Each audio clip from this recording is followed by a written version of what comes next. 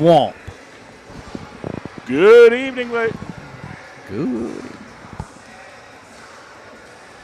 Test. Testing. Can you hear me? Speak. Test. Yeah, I can hear you. Test. Yep. Test. Are we live? We are live Okay, on the just campus checking. of East Columbus High School. Brett, we're in the Swamp tonight for the West Columbus Gators, and they travel to Lake Waccamaw to take on the East Columbus Gators. The West, yeah. We'll get it right in a minute. That's okay. It's Friday, man. It's Friday. It's been a You long had a week, long week. and I've got 2 baseball games tomorrow and 1 on Sunday. Woo! Sounds Brett, like fun. It doesn't get any more simple than this. Win and you're in if you're East Columbus. Okay. So now let's talk about the information from the Davis Sports Bureau. All right. I read it today before I left. Thank you, Franklin, for that information. And make sure you thank Franklin for all his help. East Columbus women will secure the 1A playoff berth with a win tonight, no matter how Pender does against Trask. East swept Trask, so if East and Pender both win and finish 5-5 in the conference, East holds the tiebreaker. However, if East loses tonight and Pender wins, then East would need to get in on a wild card. East is currently 31 in the RPI, and Pender is 33, so no guarantee that the team that does not get the automatic bid will get a wild card. It's important to note that conference tournament games do count in a team's RPI rating. West Columbus women can only play spoiler tonight. Their season will end in the conference tournament next week. A win over East tonight would likely have them draw with South Columbus for seeding in next week's tournament. All right. Sounds good. Now, Kevin, what did these two teams do against each other last time? Played basketball. Okay. All right. So we starting out fresh and new here tonight. So East Columbus wins tonight. They go to the playoffs, automatic bid. Right. And then Trask, Pender hopefully can get a wild card. Is that what we're saying? That's correct. Okay. All right. Now, here's the deal, Brett. It's real simple talking to your team tonight. You know, handle what you can handle, control what you can control. And it's in East's hands tonight for that automatic bid. How do you not come out and be too amped up to play? Well, I'm going to tell you, from what I've been hearing and everything about the conference and stuff, talking to Mr. Browning, that coach at South Columbus, said that East Columbus right now is ticking on all cylinders. That they're playing probably their best basketball of the year, so I'm assuming they're going to come out and keep that streak alive and probably play a well-played ball game tonight. West Columbus has nothing to fear. You know, their season ends tonight, so why not go out on a win? Regular season does end tonight, but the conference tournament, which starts next week, is at Pender High School. Get your tickets early. You know, should be a rocking conference tournament. Yeah, I think the first rounds are at the higher seed team, and then the second and final round is at Pender. Because what I've been hearing, you know, what are we looking at? Oh, okay.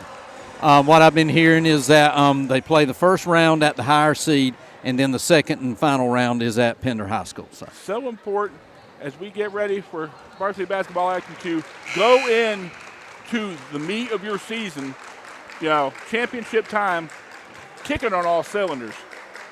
You know, and if you're East Columbus, you really don't want to get tripped up in a crosstown rivalry. No, I mean, well, this is your senior night from what I understand here at East Columbus, so you're going to be pumped up. You know, I see East Columbus coming out and, you know, probably firing on all cylinders. Looks like West Columbus has some injuries on the bench. Looks like number 11, Rhea Collins, looks a little injured there. I know she gave some good minutes against Whiteville the other night, so looks like West Columbus is coming in shorthanded. But you know who the key is for West Columbus is going to be, right? Number 25, Haley Brown, yeah, as advertised. At this point, we'll go down to East Columbus public address for tonight's starting lineups. Good evening, ladies and gentlemen, and welcome to senior night at the Swamp. Tonight's varsity game. Couldn't hear you.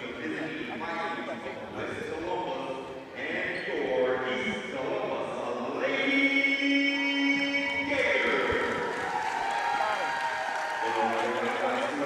Association welcome to you tonight's game.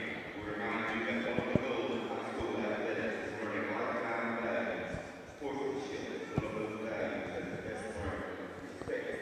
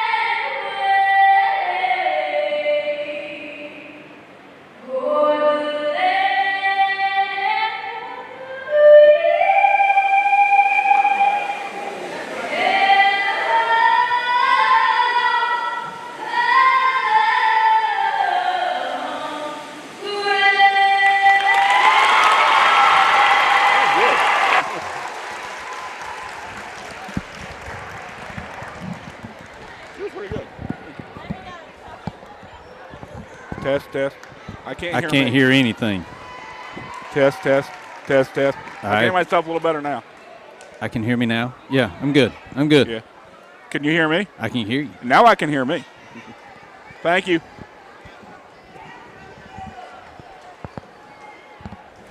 Once again, back to Gator Public Address for tonight's starting lineups.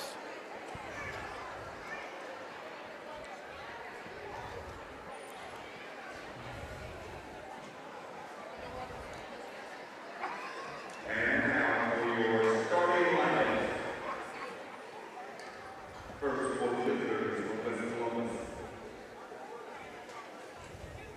Number 14, Honesty McKinney.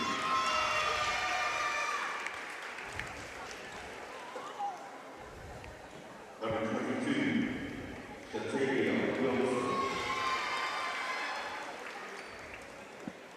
Number 23, Savannah Williams. Number 25, Haley Brown. And number 32, Kim Lennon. Fighting for coach by Coach Carl Williams.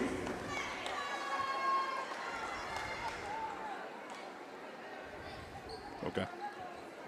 And now, get on your feet.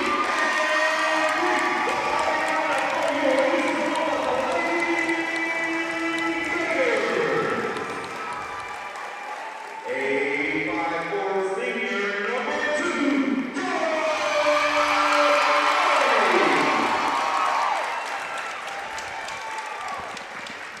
A 5'5" senior, number 3, Jada Terry.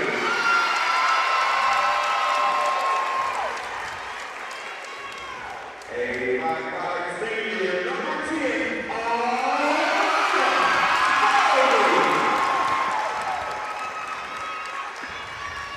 A 5'5" senior, number 20,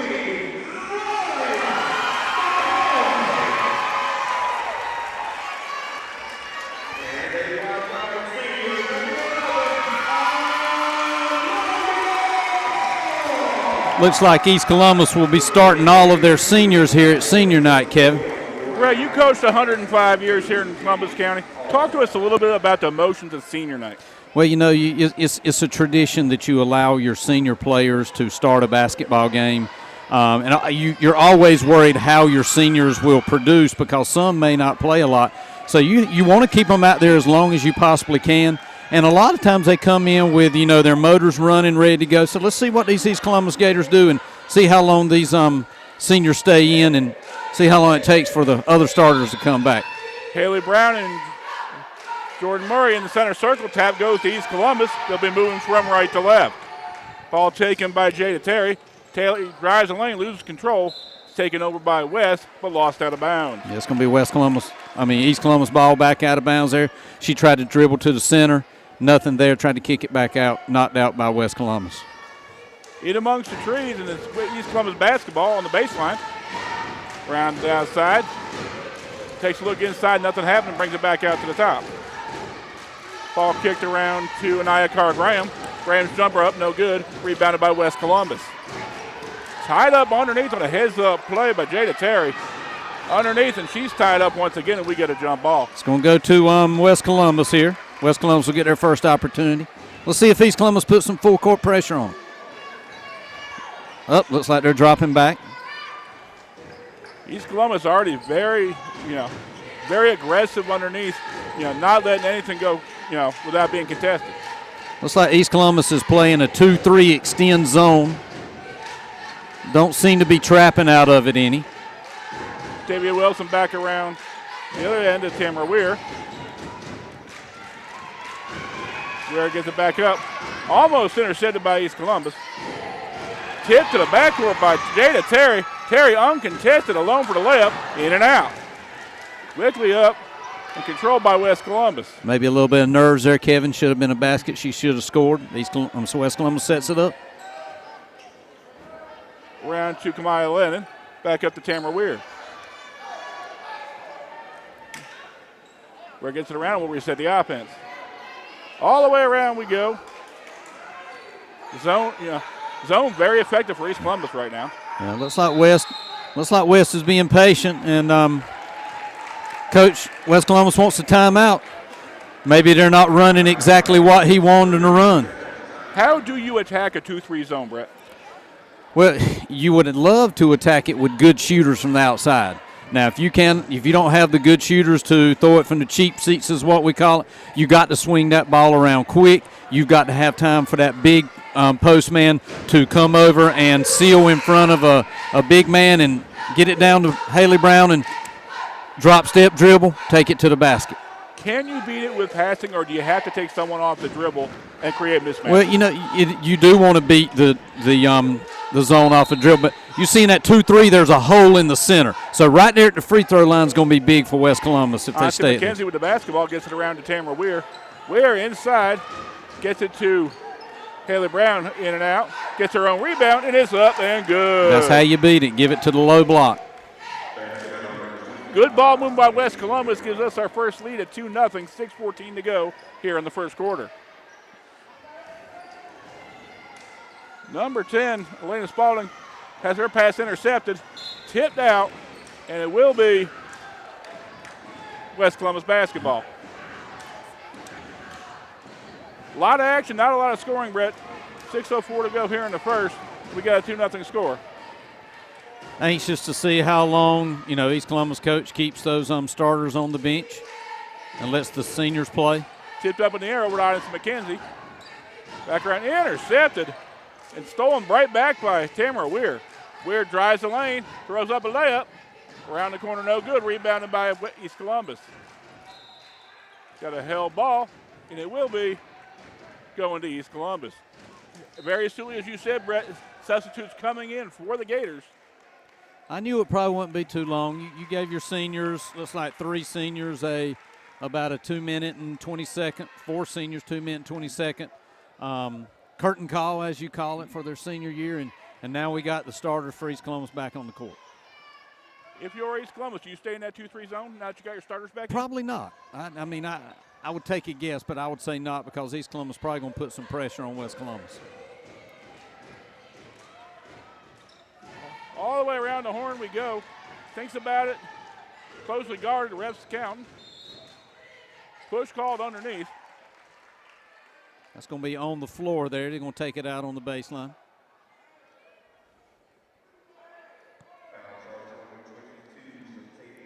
Shatavia Wilson picks up her first, team first. Nice out-of-bounds play. Mitchell just steps out, hits the little 15-foot jumper from the side.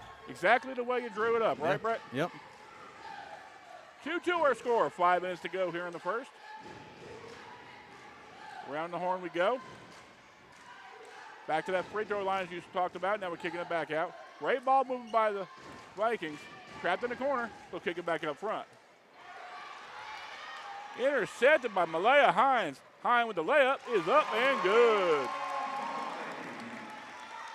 4-2 our score. East Columbus content to sit in that 2-3 zone and just cherry pick at this point. Yep. Watching the eyes of the ball passers and noticing where they're going to go, and just steps out and picks it and gets an easy 2. Back around we go. Long cross-court pass to. And that's where you got to beat it, Kevin. You got to get that ball to Haley Brown, at the free throw line. She's going to go from side to side. As that ball goes from one side to the other, so will Haley Brown come. East Columbus foul on the floor. It'll be West Columbus ball on the baseline.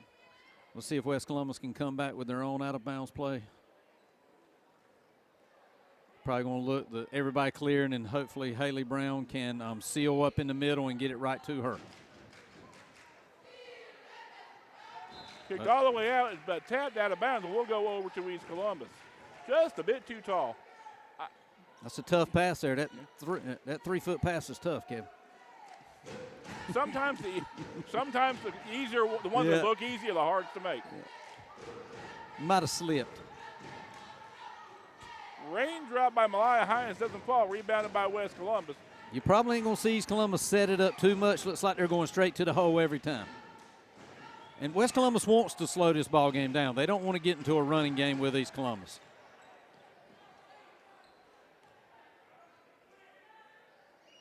Around the horn we go. Cherry picking is Malaya Hines. Hines all by herself. Jump stop, up and good.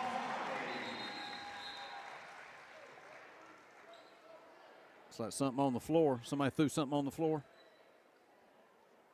Somebody lost their popcorn. Don't you hate it when that happens? Yeah. And the thing about it is he picked it up and ate it. Nah. I would have. Oh, yeah. 20-second rule. 6-2 our score. 3:35 to go here in the first. West Columbus with the basketball. West content to walk it up. You know, not wanting to get into a track meet. Loses control slightly. Picks it back. Gets a variable pick back up. Down the horn we go. Back up to Melania Willis. You don't want to make those types of passes, Cam. You can't throw it over zones. Obviously trying to get it into Haley Brown. There's just not a lot of space there. I mean, she's bracketed by 4 girls. Malaya Hines with another steal. Once again with the layup. 4 quick ones from Malaya Hines. We get an 8-2 lead. And Hines knows they're trying to get it to Haley Brown. She's just staying back off of Haley Brown, and as soon as that pass is made, she goes right to it. Easy 3 steals in a row for 6 points. Baiting her to throw that pass. Yep. Once again, just like Whiteville last week, East Columbus saying, okay, we'll take Haley Brown. Who else you got? Yeah. And I think that's what South Columbus did to West Columbus the other night. They doubled Haley Brown and wanted somebody else to beat them. Not bad strategy. I mean, she is the tallest girl on the floor, and you're pretty much asking for someone else to be a shooter for West Columbus. In and out we go, around the corner. Up. Anaya Carr-Graham with the deuce. Just the inside-out play, got it to the high post, kick out to the wing, 15-foot jump shot, good. 10-2 our score, just under 2 minutes to go in the first. Haley Brown drives the lane, layup up no good.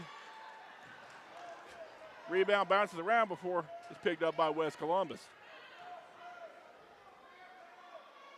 We are around Dynasty McKenzie. Gets it up to Maya Lennon. Forcefully brought down by Haley Brown, doing the dirty work underneath, gets it back up and gets fouled, so go to the line for 2. Didn't necessarily have the position on the inside, but her height gave her the ability to reach over and didn't make the push on the back and go straight up and gets fouled and goes to the line. So hard to teach that, Brett. Yeah. Haley Brown to the line of first of 2. Her first is up, and it is good. And she's usually true when she goes to the free throw line, Kevin. Bailey Padgett checking in for the Gators.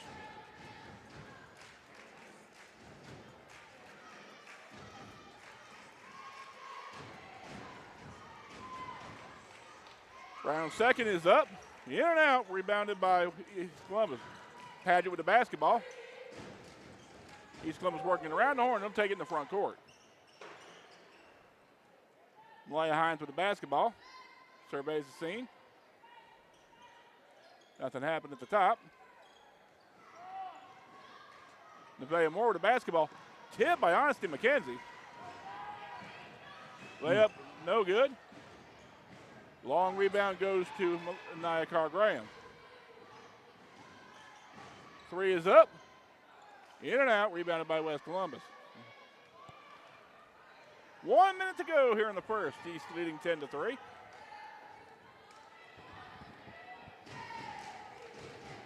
Tamara Weir with the basketball, kicks it over to the corner. Stolen once again by Malaya Hines.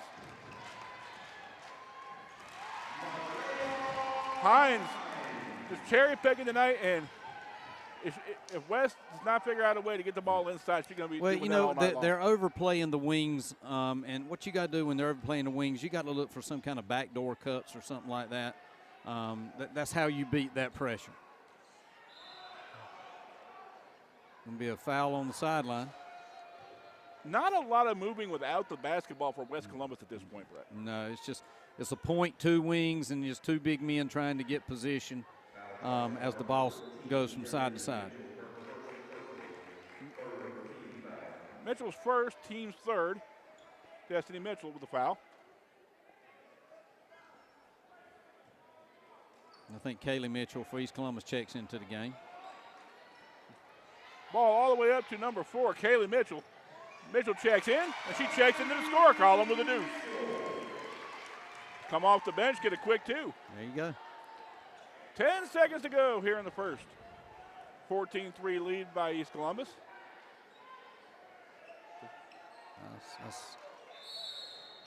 Got a foul called with .6 to go, Brett. Jump ball, jump ball. Jump ball. Yep.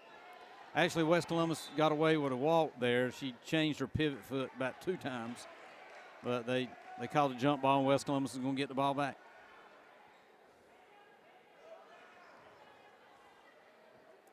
And again, it looks like they're double teaming Haley Brown if you look at it. 1 quarter in the books, Brett. East with a 14-3 lead. And you're down there in that West Columbus huddle. How do you tell them to beat the cherry picking of Malaya Hines? Well, what you got to do, you got to establish your pivot foot. You got to pivot from one side to another. You got to fake passes. You got to go high, then you got to go low, and you got to look for backdoor cuts. I mean, they're overplaying you, and as long as you're just throwing it from one person to another, that's going to be a steal by number 1 all night long. You know, maybe fake that pass, cut backdoor, let it be wide open. As it's been the case for West Columbus this year, just the lack of other scorers other than Haley Brown really hurting West Columbus. Yeah, you know, there's not a lot over there that can put it in the basket. And teams know that, Kevin. They know that they're focusing on Haley Brown. And when you double team her and shut her down, somebody from West Columbus has got to step up. You got to catch the passes, put it up quick. Unfortunately, Rhea Collins, who usually is that other scorer for West Columbus, you know, on the bench on crutches today. And, you know, it hurts, but it's basketball at this time of the year. Yep, that's exactly right. And you notice, too, West Columbus only has a few cheerleaders. I think all of their cheerleaders in the Disney World right now competing in the national championships from what I read. Let's wish those girls, you know, good luck this weekend. They've done a fantastic job all season, getting some well-deserved time in Disney and a fantastic experience, you know, for going for a national championship. I'm sure it's fun down that way. I hear it's a little bit warmer, too, Brett. Well, yeah. Quarter 2 about to begin here on senior night in the swamp at East Columbus. Well, we got a quick second, Brett. Any Valentines you want to send out to your young ladies at the house?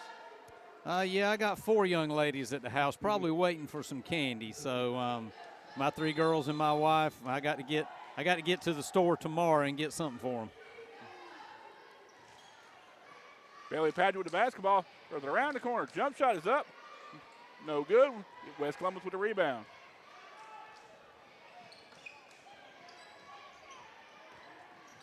Round the horn we go. Tamara Weir over to Haley Brown. Kicks it back out to the corner. Better ball moved by West Columbus. Knocked out of bounds by number 4, Kaylee Mitchell. And, you know, if you're West Columbus, maybe you think about bringing Haley Brown to a wing and putting her in that guard position and maybe letting her, you know, dribble penetrate. Brown with the inbound around Bailey Padgett. Kicks the ball back to the top of the key. Almost lost, but picked back up by West Columbus. Kick back into Haley Brown. Brown drives the lane. Her layup is up. Rolls around, no good. Rebounded by East Columbus. Almost a double dribble. Gets it down to Bailey Padgett. Drives it up, no good. Rebound is up and no good as well. Rebounded by West. East getting good looks. A little struggle putting the ball in the hole. You want your best player to have the basketball in their hands as much as possible. I remember years ago I had a 6'4" point guard, and my center and my forwards were only like 5'10", because she was my best player. Malaya Hines with a rare miss, rebounded by West Columbus. 6:40 in the second, 14-3 our score. And so you see right there, you know, Haley Brown had the ball at the point position, so coach must be thinking the same thing I'm thinking. Get the ball into hands of my best player. Great minds think alike, Brett. Well, ours do too. Yeah. Ball into Tamara Weir, should travel around.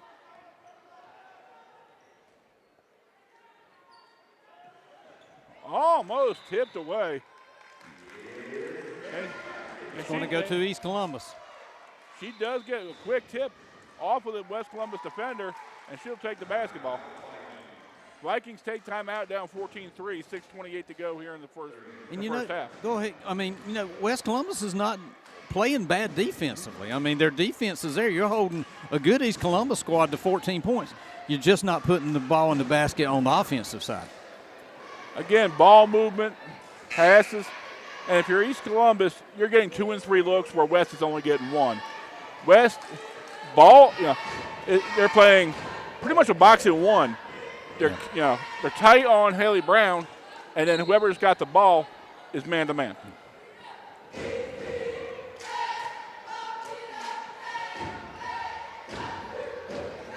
Kaylee Mitchell with the basketball, almost dribbles it off her leg, picks it back up, gets it around the horn. Ball back to Mitchell. Back up to Malaya Hines. Around to Elena Spalding. Spalding's pass is tipped out of bounds. It'll stay with East Columbus. East Columbus trying to get the ball to the middle, to their bigs. Paget to Mitchell. Mitchell gets it around to Elena Spalding. Spalding drives the lane. Pass is intercepted and tipped out of bounds. It'll stay with East Columbus. And West Columbus is playing, really good defensively.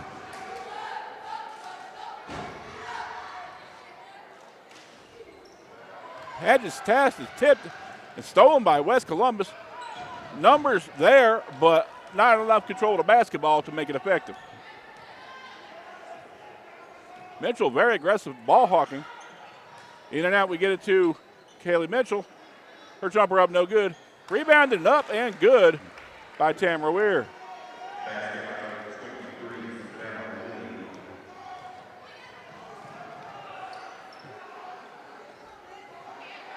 Paget's 2 is up, no good off the rim.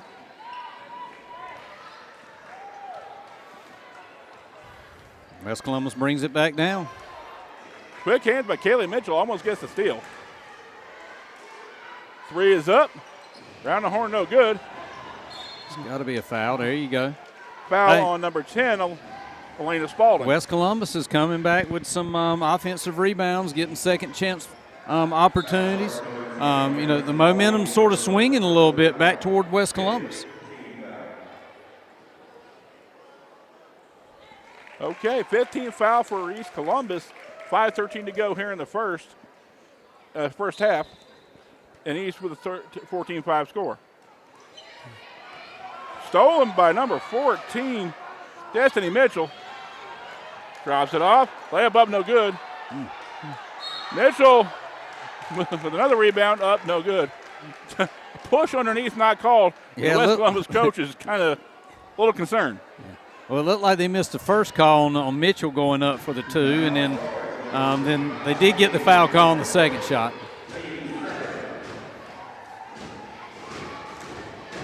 To the line is Mitchell for 2. First is up and no good. I think East Columbus on a little drought here, Kevin. Again, we learned last week that if you don't make your free throws, they do come back to haunt you, Brett. Sure do. Second is up and good. Our score is 15-5 with just over 5 minutes to go here in the first half.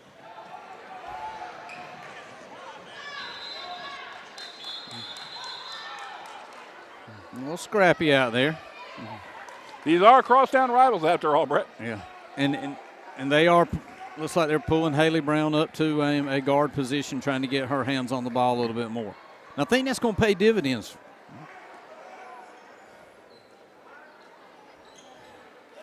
West inbounds the basketball, gets it around the corner. Ball hawked by number 14, Destiny Mitchell. Reached by West and will be out of bounds. Quick moving first half, Brett. 4:52 to go. And again, even though you're down by 10, you're pretty happy with the way you're playing defense if you're West Columbus. I would be if I was coach. Brown drives the lane, throws up a jumper.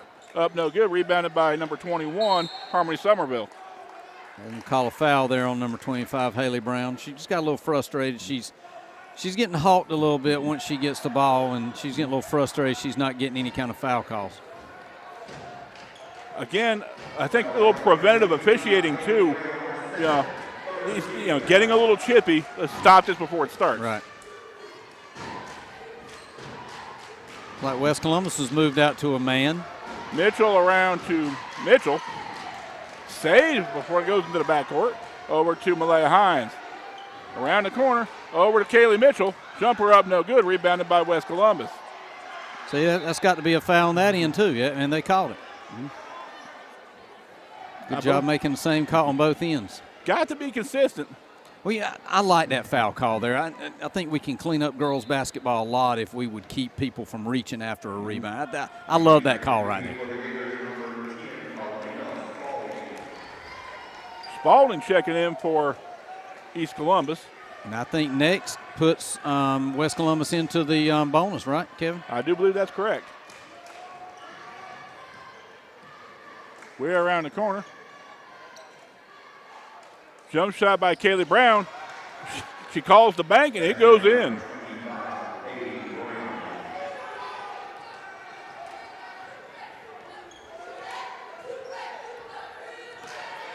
Kaylee Mitchell with a basketball. Round we go. Jump shot is up, and it is good for three by number 10, Elena Spalding.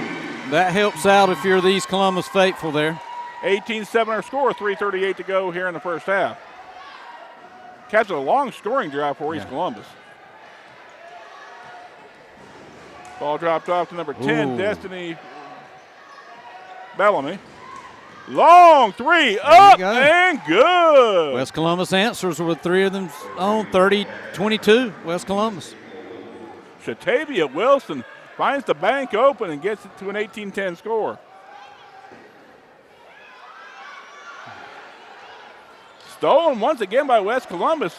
West on a bit of a roll. Got a push called, and it'll be West Columbus basketball. That's going to be one-on-one. Haley Brown at the line. That's who you want there. I think Haley knows that that's a 1-and-1. It's got to be a 1-and-1. There we go. Even I know that, Kevin. You and I can count to 7, despite the fact that, I've always taught English and you've taught social studies. Yep, that math's important, Kevin. I can conjugate it, but I can't count it. West Columbus on a bit of a roll, Brett. Yeah. Think about it, like a 7-3 roll here in the past, 2 or 3 minutes. Good defense leads to good offense. You're seeing West Columbus play some good defense, and it's led them to have some good offensive sets. Still not scoring a lot on the fast breaks, but, they're getting opportunities. Brown's first is up and good, and it's 18-11.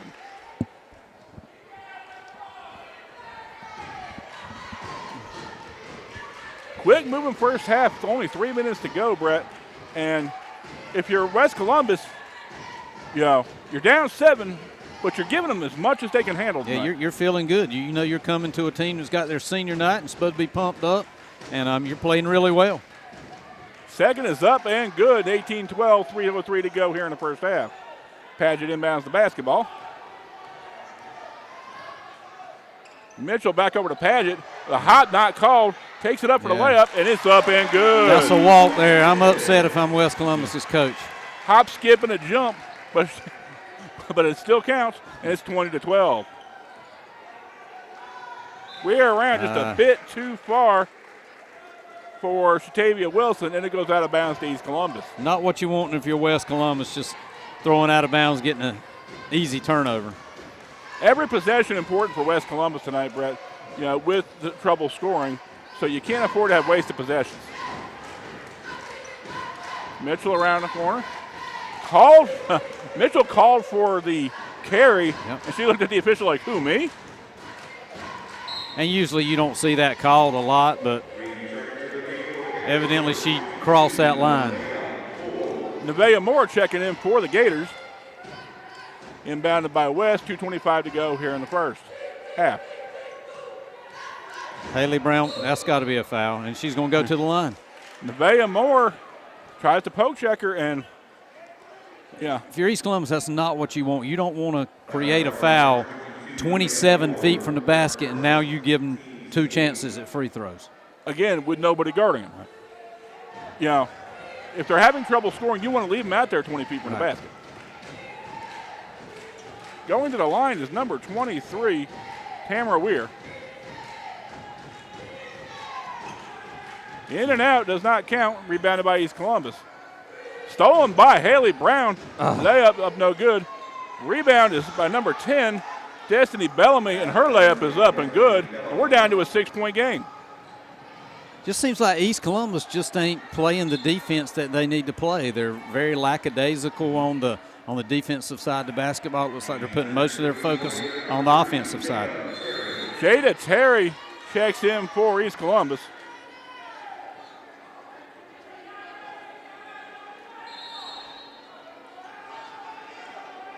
I'm not going to let number 3 check in for some reason. I'm not sure. I'm guessing it's because she came from the bench and Okay. not the to scorer's the table. Not to the X. X marks the spot. Dangerously rolling around before it's picked up by number 11, Anaya Carr-Graham. And if you're West Columbus, you don't want to get East Columbus into the bonus. You played well. Now, right now East Columbus, they have really good out-of-bounds plays and look for somebody popping out with a 15-foot jumper from the side. Inbounded to Malaya Hines. Hines drives the lane. The layup up no good. Rebounded by, looks like Paget. Her jumper is up, no good. She's fouled in the act and should go to the line for 2. West Columbus had good opportunity right there. East Columbus missed 3 shots, just couldn't get the rebound. Coach was not happy about that call, though. 16 fouls. We will be going 1-on-1 both ways on the next West Columbus foul. Paget's first is up and good. 21-14. 1:58 to go here in the first half. Kevin, there's a gator over there. I see it.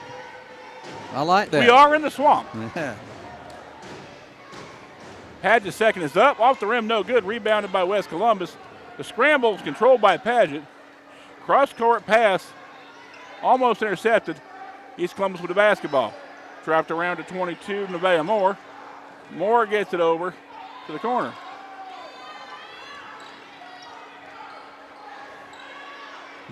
A lot of action going around. Got to be 3 seconds there, Kevin. Injury. Okay.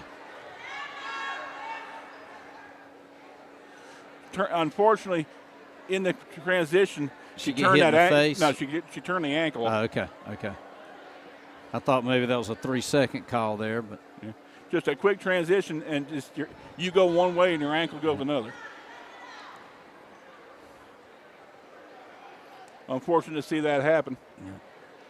and hopefully she's okay. Usually maybe that initial shot will wear off and you can get up and walk it off. There she goes. That's what happens sometimes. And I'll tell you, these are tough, good young ladies, and hate to see that happen. Hopefully she'll be The better. assistant principal and AD Bobby Godwin just single-handedly just taking her off the court. Yeah. Now here's the only problem I see with that. Bobby Godwin is about 6'5", 6'6", and the coach for East Columbus is about 6'2". Yeah, sort of uneven there. East Columbus with the basketball, 1:33 to go here in the first half. Inbound to Malaya Hines. Hines goes around the side. Jump shot up. In and out, no good by number 10. And that is Elena Spalding. 125 left, Kevin. West Columbus going to try to make a run here before halftime. 1:25 to go. East Columbus up by a touchdown.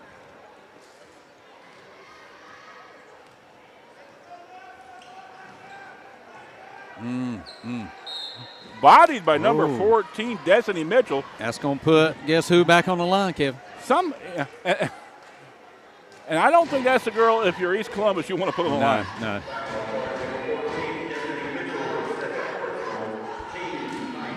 Team ninth.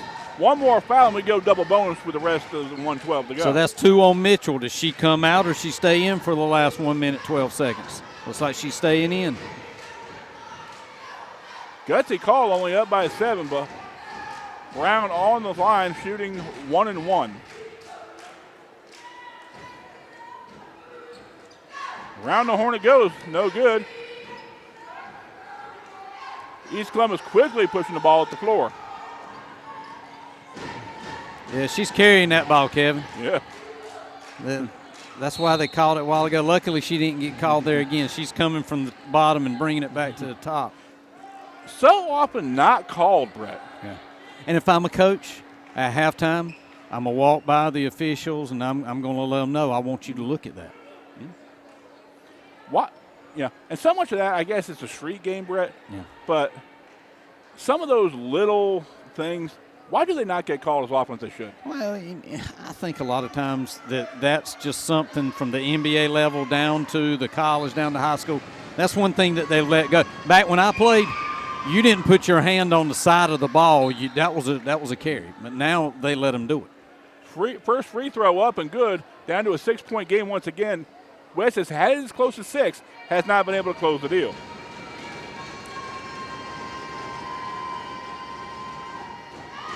Brown's second is up. Rim's no good. Rebounded by West Columbus, who looked to push with just under a minute to go.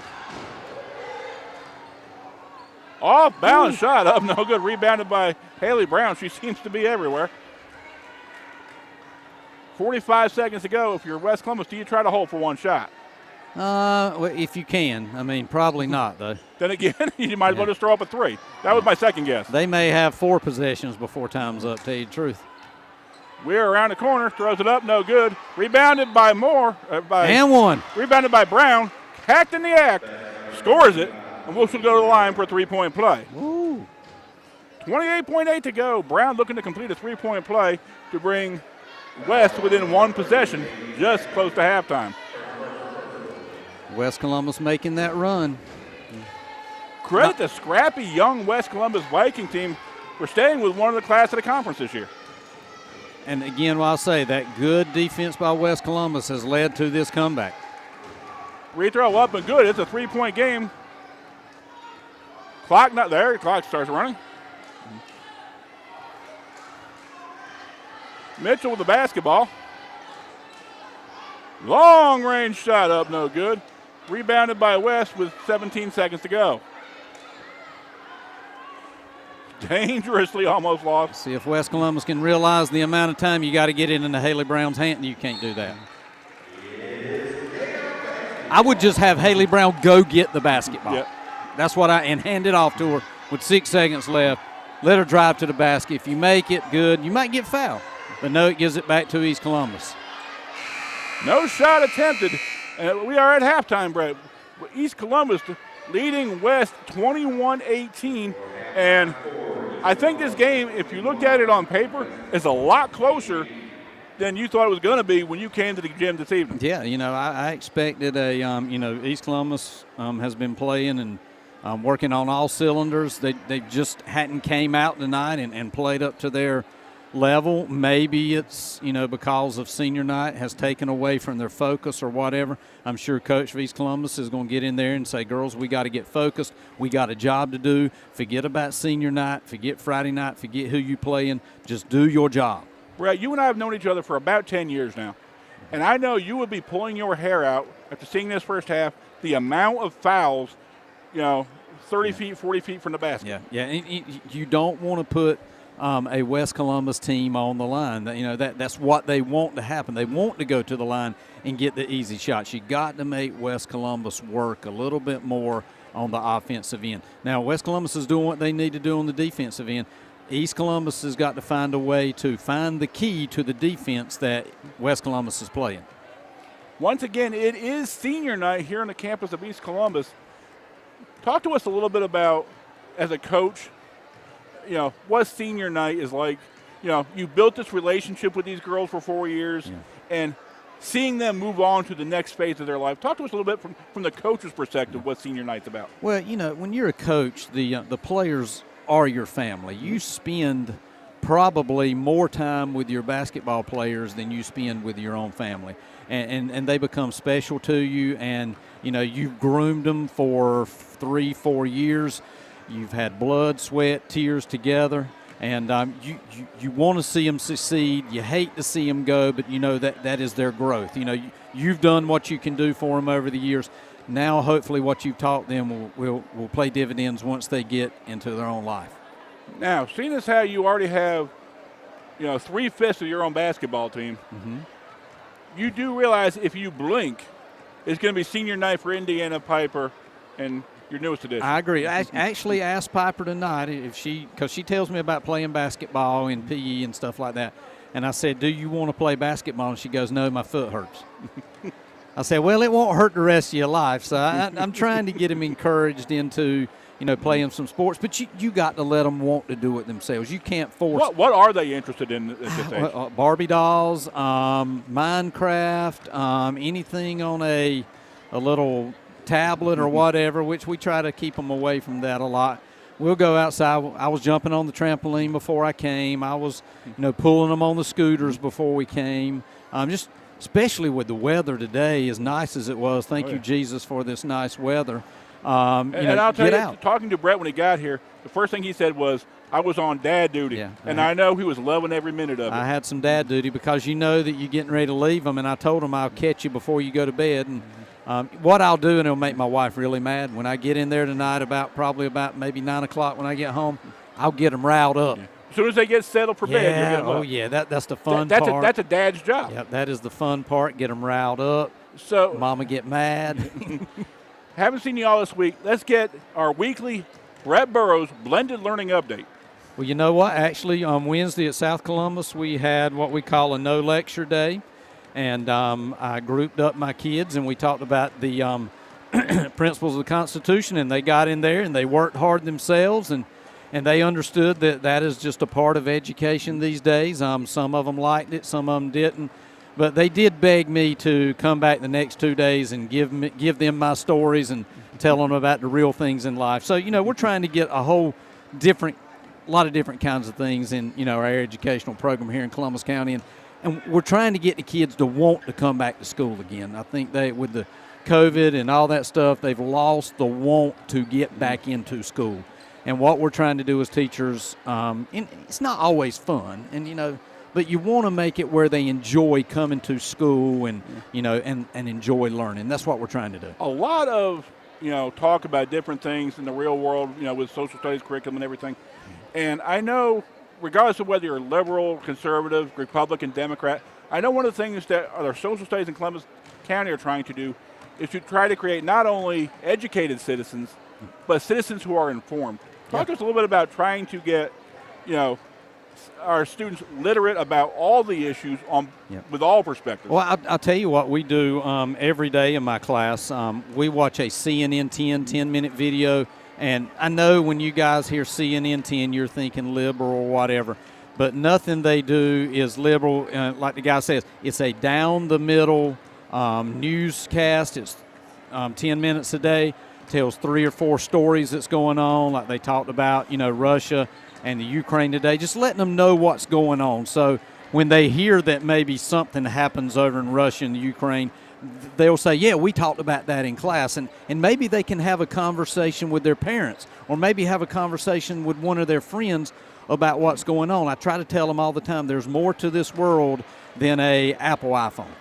And I try to teach them things that are going on. And would you agree that students these days get 90% of their news from the internet? Definitely, which, just like we do. In all perspectives is slanted either one way or the other. Yeah. And really educating yourself on issues.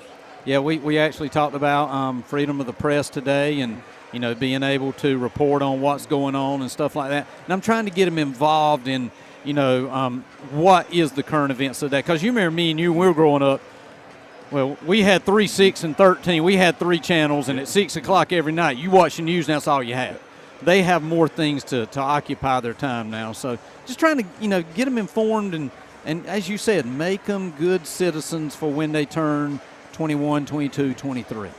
Obviously, you can believe what you want on any issue, but the important thing is to educate yourself and then make your decisions accordingly. That's exactly right. And I don't take stances in my classroom. I present both sides of an issue and let people make their own decisions about issues. Another thing I do is teach tolerance. Understand that another person's not going to have your opinion, and understand that it's their right to have that opinion, and don't judge people. That's a big thing we try to do in my class. And I agree that's been lost, with all the divisiveness these days. And I think probably the best thing we need to do these days is to create civil conversation and civil discourse. Yeah, we actually in my American government, my senior class, we incorporate some debates. And when I say debates, I'm not talking about fussing back and forth. I'm talking about debates with rules, where one side speaks and another side gives a speech, and they pretty much collaborate amongst each others and respect and give time for each one of them to talk. And they love it. They want to do debates all the time. Now, they want to get carried away, and I have to step in like the referee and say, "Ho, not your turn." But it makes them think, and it makes them excited talking about things. Again, like we're talking about here, you can be on the left, you can be on the right, but we all got to live in the same world, and we've all got to coexist. So, yep, got to love everybody, baby.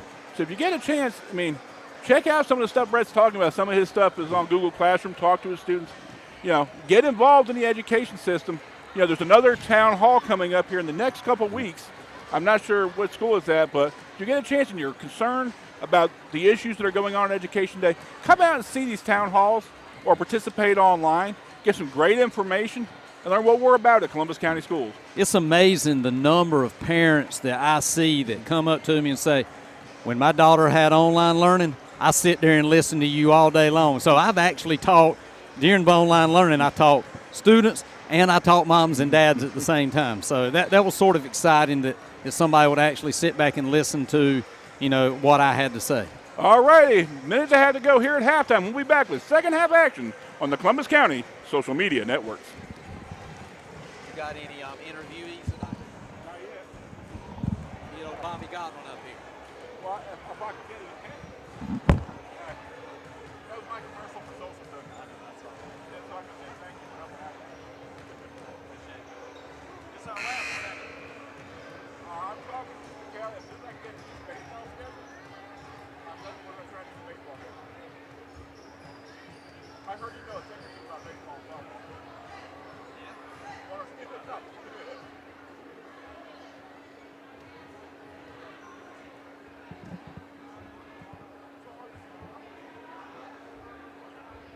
About like South Columbus, trying to look at those numbers. Me and Coach Doug had to talk about that.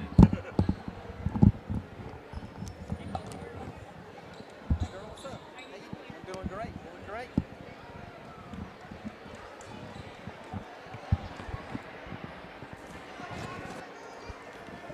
Okay, Brett, back to second half action in just 13 seconds. If you're East Columbus, what are you telling your girls at halftime? If you're East Columbus, you're telling your girls, hey, we need to settle down. We need to get back in our offensive rhythm. We're really not playing well offensively. And look for them to maybe slow it down a little bit and run some of their offensive plays. West Columbus, you're saying keep the defensive intensity up and just chaw back at this lead a little bit. I'll tell you what else I'd really like to see. Is this gym at East Columbus right now is almost 3/4 to fill. Yeah. Nice to see the crowds back at an East Columbus gym. It is exciting. Pick set by Bailey Paget around the corner, kicked out to number 10, Elena Spalding. Spalding underneath the Paget, lay up around the horn, no good. Tipped out, and it'll be West Columbus basketball. I think maybe you're going to try to get the ball to Paget underneath a little bit more than you did in the first half. Try to score a little bit more underneath. We're with the basketball. A 3 ties this game up, Kevin. Again, not what you expected when you walked in the gym. Inside to Haley Brown, hacked, and she go to the line for 2. It was a tough matchup there. Had Mitchell, the point guard, guarding Haley Brown there. That's not a good matchup for East Columbus. Haley Brown about a half a foot taller than most of the girls on the floor. And I'm sure there was a switch there that allowed Mitchell to have to stay on her. Brown seemingly at the line for most of the second quarter. First is up and no good. And that's what you want because she's about, from what I've seen over the last couple of games, she looks like she throws it in about 65% of the time, which is a pretty good average for, a girls player. Brown toes the line for the second.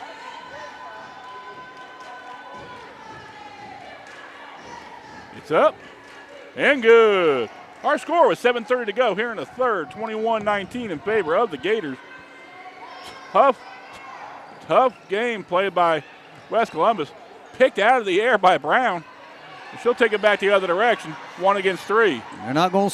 She's not going to stop. I promise you that. She ain't shy. Tries the lane, 1 against 3, gets the hack, goes to the line for 2. The only thing you worry about now for West Columbus is Haley Brown going to have the gas to finish at this level. And you see what Coach from West Columbus did. He said, we got to get it in Haley Brown's hands. I mean, I don't think anybody's surprised about that. First is up, in and out, no good.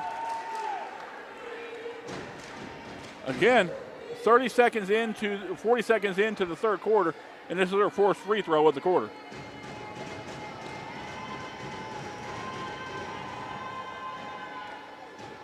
Up and good. 1 point game with 7:20 to go, Brett. East Columbus, senior night, but West Columbus sticking around. Yep. Got a good basketball game here, Kevin. West Columbus, nothing splashy, just chipping at it.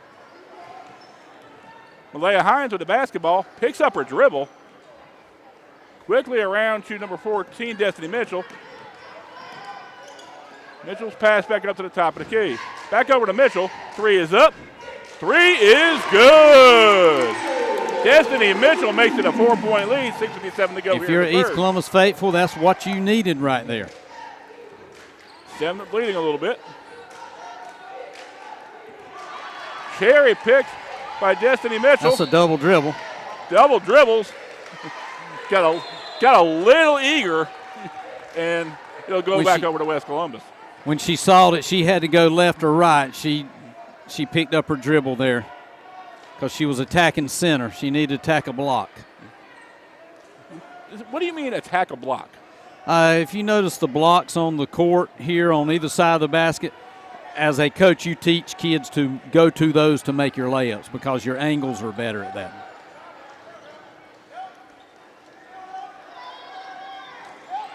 Quickly, cherry picked and back the other direction goes Mitchell.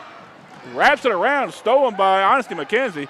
McKenzie trapped underneath, and we got a push called. That's another foul there.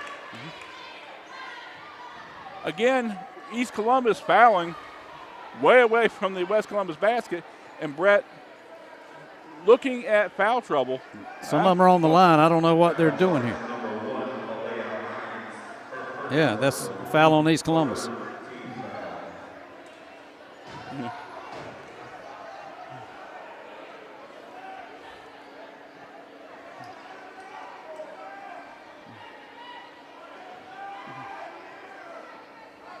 Okay. Wholesale substitution. I think they figured it out now. East Columbus were thinking it was their ball, but it was actually West Columbus's ball. The foul was on number 1 for West Columbus. Inbound we go, 24-20 in favor of East Columbus. Honesty McKenzie over to number 32, Kamaya Lennon. That's just turnovers right there you cannot have if you want to have a comeback. I mean, that's just throwing it out of bounds with nobody guarding you. Unforced errors will kill you. And West Columbus had gotten away from that, but then the last 2-3 times they've had turnovers. So looks like East Columbus is picking up the defensive intensity. In and out the ball goes. Back to the corner. Up. Off the rim, no good. Rebounded by East. Great return. Kicks up the top of the key, no good. Rebounded by West in the person of Kamaya Lennon. Not sure who number 5 is, Brett, but she's not on our score. We don't have that number on our roster, but. She's number 5 today. Who is she? I don't know. She's number 5. She's number 5, yeah. But she made a great save on the corner here.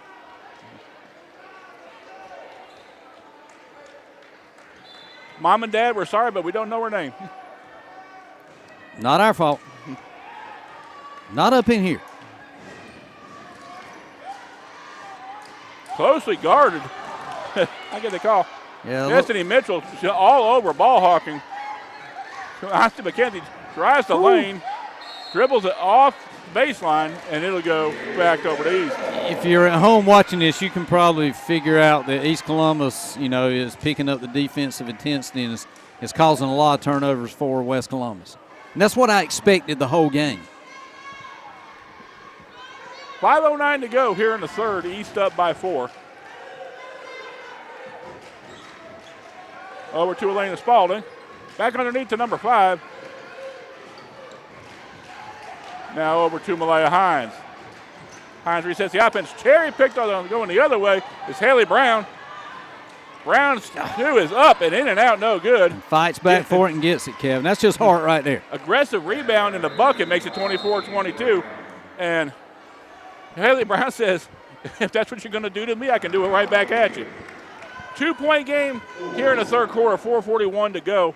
And again, much closer than anticipated. If you're East Columbus, how do you take this lead and stretch it out? Well, I think Coach from East Columbus is doing a good job by picking up the defensive intensity, but you've just got to score on the other end. I'm trying to look at East Columbus's offense and see what they're trying to do. I'm just not seeing any cohesiveness with their offense right now. I'm not seeing how they're going to be able to score with what they're running. So hopefully East Columbus coach is settling down, saying, hey, we need to run some plays that we've gone over and get into some cohesiveness with their offense. Now, if you're West Columbus, Brett, how do you tie this score? How do you take the lead? You just got to keep playing the way you've been playing. I mean, for what West Columbus has, that's about all they can possibly do. And, West Columbus is playing, defensively on the other side. And as you see with Haley Brown, getting a turnover and scoring off of it. So that's what you got to keep doing. Okay, East Columbus with the basketball. Number 10, Elena Spalding, dribbling up.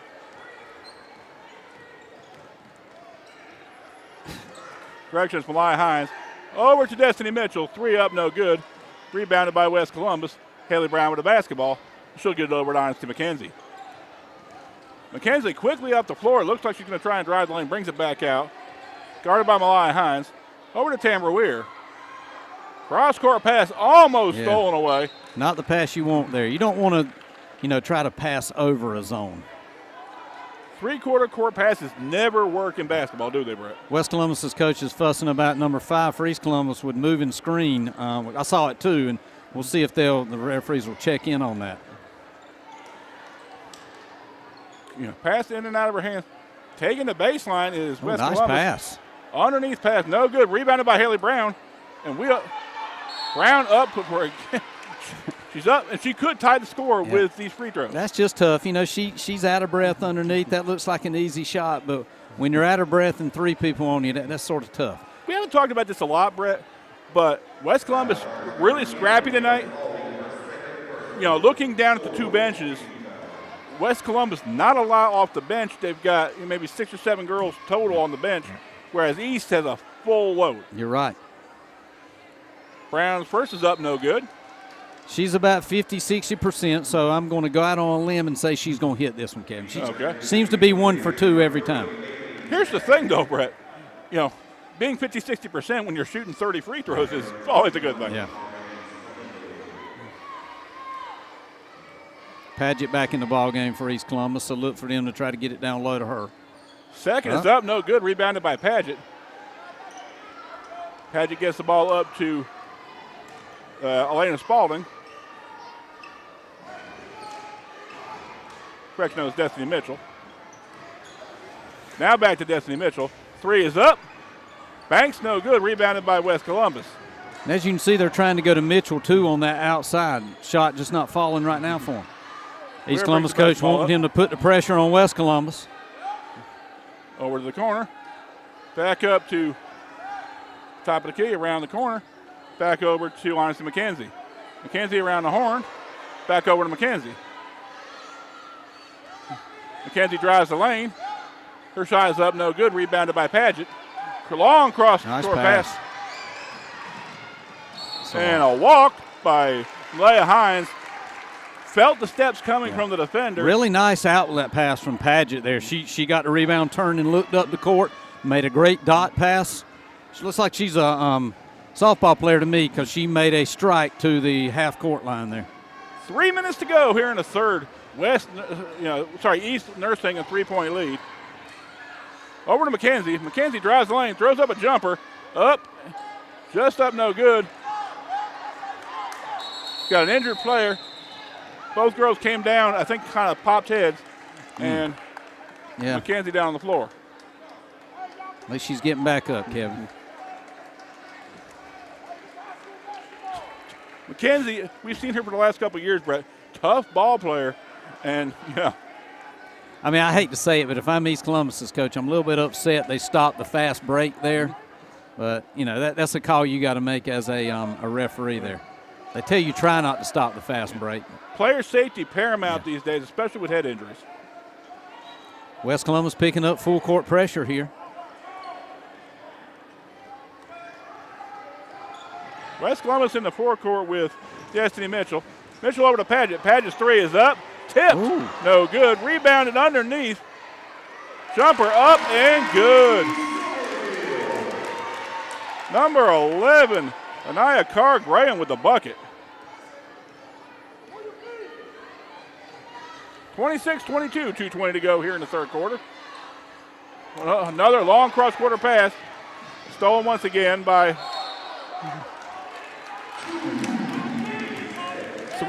those cross-court passes continue to get West Columbus in trouble, Brett. And if you'll notice at home what they're doing, they're putting number 5 for East Columbus on Haley Brown and pretty much just face guarding her. All in her mess kit, what we used to call. They probably told her, tell me at the end of the game what kind of chewing gum she's chewing. Yeah. Long pass, up and good. Harmony Somerville going to the line to complete a 3-point play. If you're West Columbus's coach, you're thinking about possibility of a timeout because your senior girls get a little bit winded. 2 minutes left. You might want to call a timeout here so they can be fresh those last 2 minutes, 12 seconds. Can't take them home with you. 6-point lead by the Gators, 2:12 to go here in the third. Third is up, in and out with no good, rebounded by number 25, Haley Brown. Brown takes the ball up to the front court. Dribbles into the double team in the corner. It's not what you want to do. Tries the most of the way through, does not get it. There you go. Malaya Hines cherry picks and gets the deuce. And a quick timeout by the West Columbus faithful. Yeah, you want Haley Brown to have the ball in the hands, but what she did, she dribbled to the corner. She was double teamed. And then the third defender was at half court line, so she had nowhere to go. And trying to muscle her way out of there almost happened, but yeah. Okay, 1:56 to go here in the third quarter. 8-point game. West has had it as little as 2. Right now, is this the game you expected, Brett?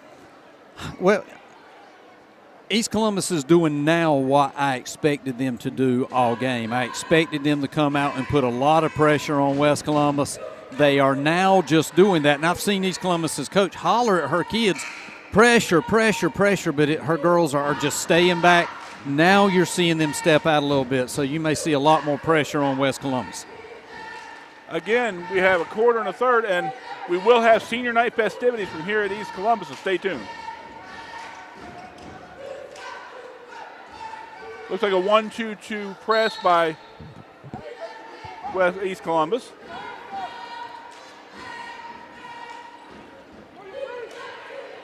Weir crosses a dribble, gets it over to Honesty McKenzie. McKenzie in and out of trouble. Cross-court pass. Walk not called. Ball on the floor. I'm going to tell you how to beat that against East Columbus, Kevin, here West Columbus. They're playing boxing one on Haley Brown. That leaves the middle wide open. When you go to the right corner, left side forward has got to flash to the middle. Flash to that middle, get that pass, then outlet back to a guard cutting to the basket. If I had a telestrator, I'd draw it up for you, but we ain't got that yet. Hopefully Kelly Jones is in the works on that. We've got one. You just never wanted to use it during football. Don't give away my secrets, man. Nice inbounds pass. Harmony Somerville's layup up no good. Over the back by your own player. Yeah, I noticed that. Woo, which way? Ball tipped. Going over to West Columbus. They could have rock, paper, scissors to see which way that went. Yeah. One guessed and the other was happy about it. Honesty McKenzie with the basketball, walking it up with 1:15. Shatavia Wilson takes the lane. Stolen away underneath by East Columbus. We'll go back the other direction. Destiny Mitchell with the basketball gets it back to the top of the key. And number 1, Malaya Hines. Hines back over to Destiny Mitchell. Drops it underneath.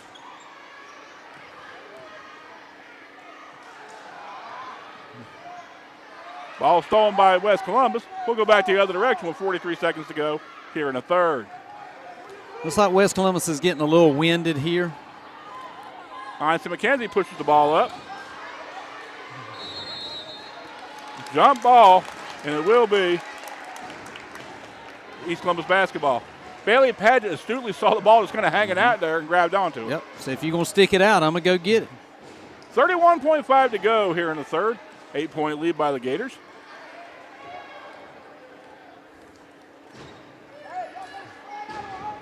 Over to number 5. Back over to Malaya Hines. Hines drops it off for Destiny Mitchell. Moving screen called, and we'll go back the other direction. She's in disbelief. I really couldn't tell. I couldn't see it from here, so.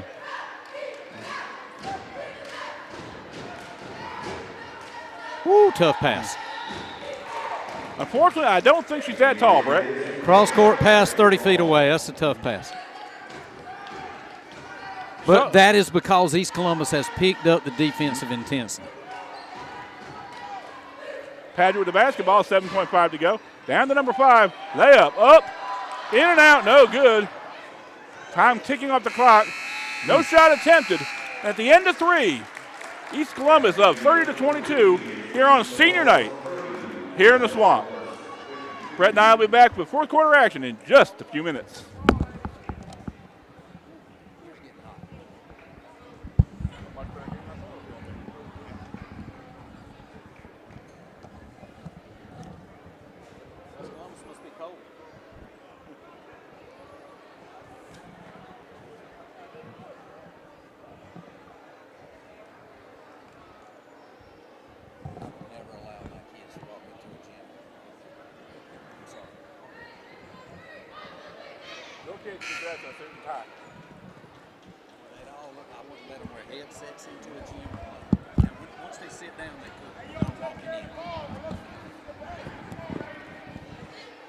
Okay, Brett, back for fourth quarter action. East with a 30-22 lead. If you're West Columbus, do you have enough possessions to get back in this ball game? Well, you got to find a way to beat the defensive intensity that East Columbus has picked up on. You know, some backdoor cuts, things like that. You know, it looks like they ran out of gas a little bit about halfway through that third quarter. Again, numbers on East Columbus' side. West bench just not as deep. Yeah, you're not seeing a lot of substitutions by West Columbus. So. Honesty McKenzie with the ball at the top of the key. She wanted the screen. She called for it, and she got it. Drives the lane. Unfortunately, Brown couldn't pick up the pass. Intercepted back the other way is Malaya Hines. Hines' layup is up and good. Honesty McKenzie back on the inbound. 10-point lead for the Gators. 7:25 to go here in the game. Over to Shatavia Wilson. Back to Honesty McKenzie. Closely guarded, gets it back to Shatavia Wilson. Dangerous passes. Malaya Hines cherry picks, and I think Tamara Weir saw enough of that and said, not this time. Your big men have got to help out in that situation. They've got to see that the guards are in trouble. Somebody's got to pop to that middle. They're not the two big men just standing there. Or come to the ball. Yeah, come to the ball. 7:11 to go here in the game. 32-22 our score. Inbound to Padgett. Padgett turns the corner, drives the lane. Right-handed layup up and good. Bailey Padgett with the Gator excited about that one. Gator chomp by Bailey Padgett with the layup. I heard her hollering up here. Over to Honesty McKenzie. McKenzie drives the lane. Closely guarded by Destiny Mitchell. Over to Tamara Weir, almost stolen by Malaya Hines once again. Hines gets a hold of that one and turns the corner. Hines drives the lane. No lot of contact, there. no call. Wow. And I think that's the same thing that that he's asking the official. Yeah, that should have been a call one way or another, either a charge or a blocking foul. That much contact. One and or no the call. other's got to be called there. Teched up is the West Columbus coaching staff, and that's one I think, honestly, I think the coach is justified in his actions there. I really do, Kevin. Because, I mean, we were both waiting for a call one way or the other, either block or a charge, one or the other. Something's got to happen in that situation. And that's one of those techs, Brett, that you don't want your coaches getting technicals, but in defense of their kids, it's, I mean, you almost have to get that one if you're the West Columbus coaching if you're staff. coaching control, you can use technical fouls sometimes to motivate your kids. I don't know what was said or whatever, but I'm sure that coach there is using that as a motivational technique, or to let the official know that, hey, I'm watching the same game you're watching. Bailey Paget goes to the line shooting the technical. With that being said, that's all I'll say on that, Kevin, because I don't want to get anybody mad at me. and you've had more than enough of technicals in your career, right? Yeah. But most of them were in control, except for that one I got for staring at the ref that time. Yeah. Did I ever tell you about that one? I think you did. I got teched for staring at the ref. I gave him the Cheney stare. Remember the guy from Temple? I gave him the stare, and evidently he didn't like it. So, 15-point lead for the Gators, 6:34 to go in the game. If you have any good Brett Burris stories, please come and tell us. Yes. Harmony Somerville with the bucket. I think what you've seen here, Kevin, is West Columbus has given the intensity and they just ran out of gas here. Quick jump shot up, no good. Rebounded by Paget. Tries around the corner, closely guarded by Haley Brown. Long cross-quarter pass. Around the horn we go. And Malaya Hines with an easy bucket. 19-point lead. All of a sudden, this is starting to get out of control if you're East Columbus. And it's all because East Columbus picked up their defensive intensity. Malaya Hines, ball hawking all night, gets another one. Quick turnaround, layup up, no good. Rebounded by East, up and good. Destiny Mitchell with the bucket, and all of a sudden it's a 21-point lead. Haley Brown around the corner. Trapped in the corner. just a little walk.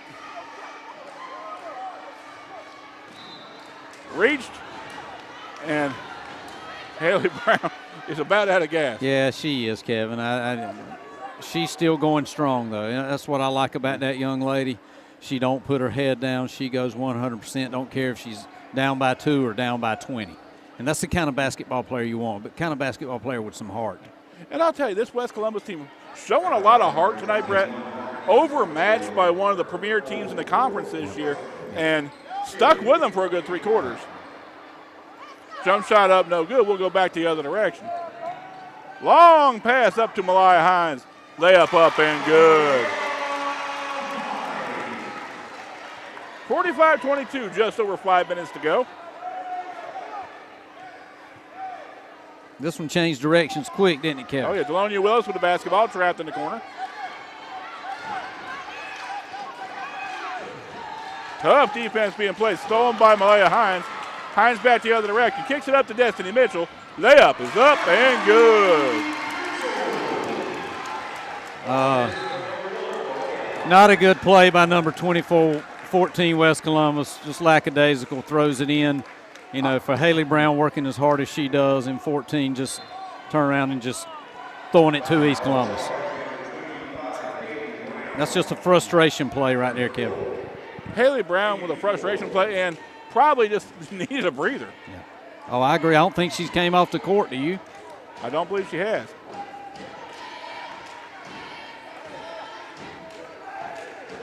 But West Columbus came in with a good game plan, Kevin. They executed for a while.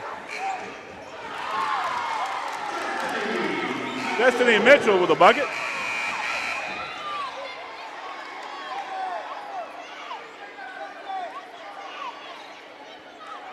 1, 2, 3, 4, 5, 6. 6 on the court for West Columbus. Yeah. Well, the officials didn't give him a chance to get off the court. That's not a good call. Unfortunately, the ball having been put in play, they are forced to call the technical. Yeah. And you want to be really careful talking about technicals around the West Columbus faithful this week. Yeah. Tough game against Pender the other night. Well, it goes back to management, Kevin. I mean, you know, as an official, it's your job to get kids onto the court. And they put the ball in play before the other girl could get off. So, Padgett's first up, no good. yeah, we don't want to bring that one up over at Pender that happened. Padgett's second, no good. 27-point lead with 4:32 to go here in the ball game. Yeah, a touchy subject. You know, we were really careful not to mention that to W.T. Edwards this afternoon. Yeah. Well, I actually read about it in the paper today. It's the first time I'd heard of it. And when an official comes over to you, they tell you and they say, you got one timeout left, coach. That's a courtesy. They don't have to do that. But when that referee told him he had one technical foul, that means the official thought that it was 1-2. Right. So, you know, I'm going to go with what the official tells me. Unfortunately, the home book is the one you got to go by, and you were in Pender that night. Yep. Yeah.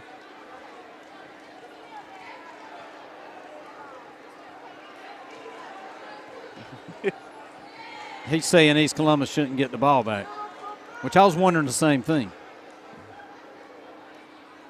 That was supposed to be a dead ball technical. So I don't think it gives the possession back to the player, the team that shot it, but that's a rule change in the last couple of years. Now they're shaking hands and Can't we all just get along, Brett?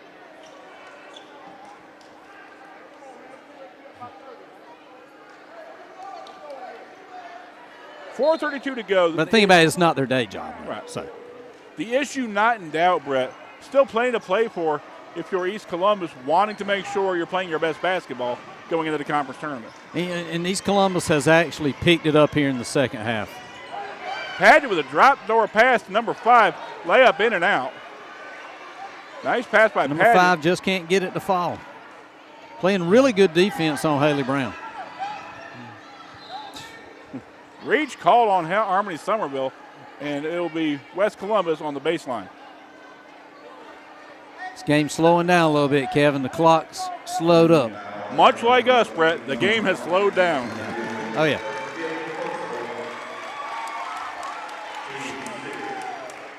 But, you know, from what I've seen all year, East Columbus has been a really streaky team. Mm-hmm. I mean, a South Columbus team comes over and beats East Columbus, and then they go to South Columbus, and then East Columbus beats South Columbus by like 30.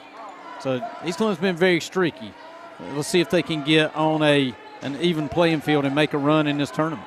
Again, conference tournament starting early next week, Brett. Semifinals and finals at Pender. Long range three up, no good. Out of bounds, and it'll go over to East Columbus. I don't think I'm going to go to Pender. Not one of my favorite places to go because of the distance. It's a long way from South Columbus. It is a bit of a hike. Yeah. Yeah. Moving screen once again, not called. I don't know why they're not calling that, but anyway. And he mentioned it earlier. Coach Yep. West Columbus mentioned it earlier. You said it. I didn't, Kevin. Yeah.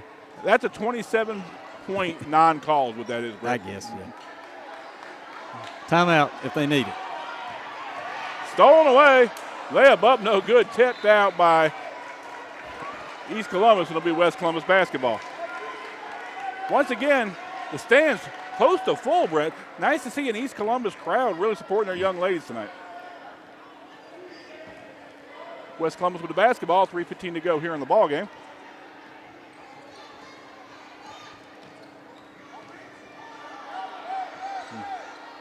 Over to Austin McKenzie. McKenzie's three is up. Rims out, no good. Rebounded underneath. Layup up, no good once again. Pushed by her own player, and it will be a walk. 2:58 to go here in the fourth quarter.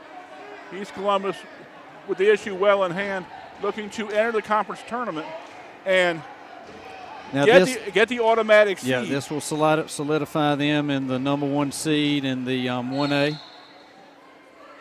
Timeout called. Full timeout by.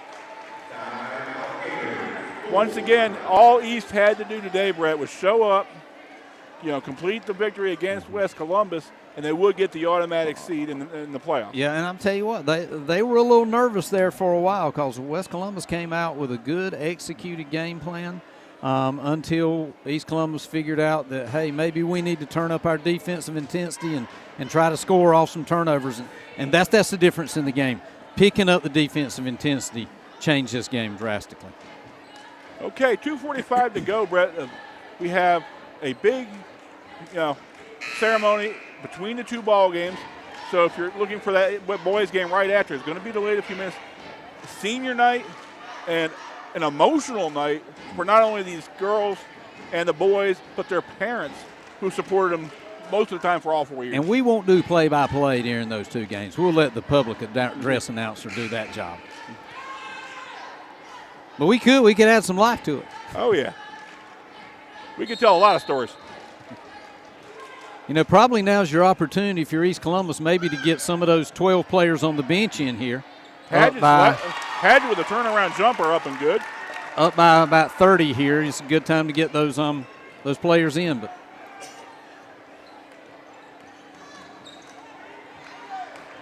We're dribbling around. Gets it over to Austin McKenzie. McKenzie with a foot on the line. Jumper up, no good. Brown underneath, gets hacked in the act, she'll go to the line for 2. hacked in the act. I like that.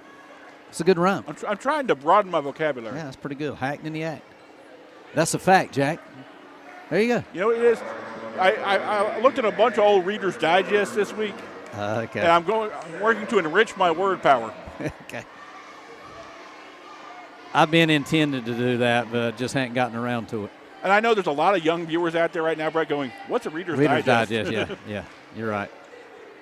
If you ever get a chance, Some good stories. A Reader's Digest, a Farmer's Almanac is always good, and a National Geographic. Yep. Both free throws up, no good. Quickly back up is East.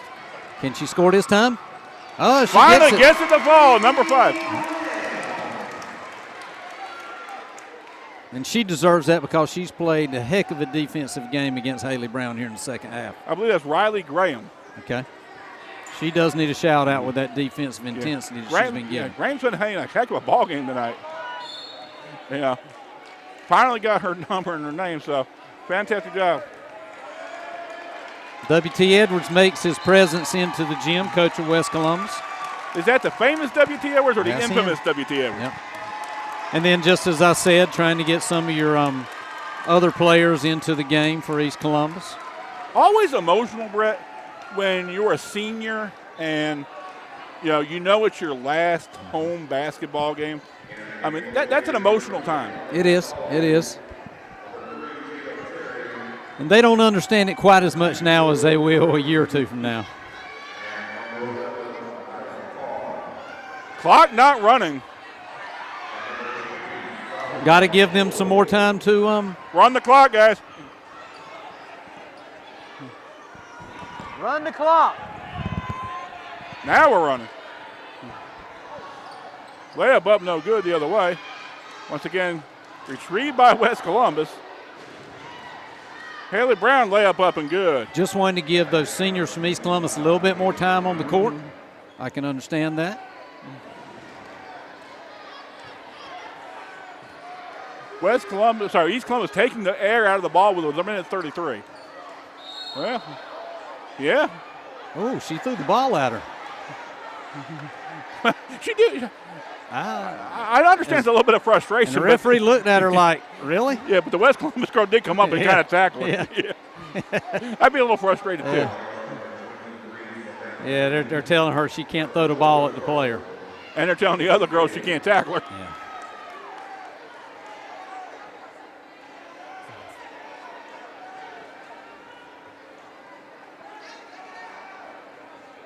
Everybody doesn't realize the ball's going out of bounds on the sidelines, Brett. Getting a little sloppy here with the last minute 30. Ball inbounded. That's a double dribble. got a little bit eager. Yeah, I think they're trying to get it to number 2 over here in the corner. Evidently, what's her name, number 2? We'll give her a shout out. For East Columbus? Yeah. Jordan Murray. Okay. Looks like they're trying to get her a shot. Evidently, she's a senior. Would love to get her in the books. Just a bit too far. Tossed back in on a great defensive play.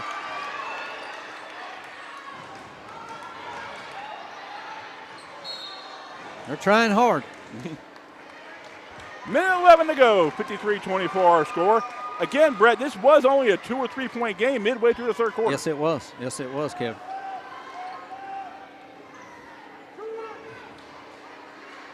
Long range 3 up, no good. Rebounded by East Columbus.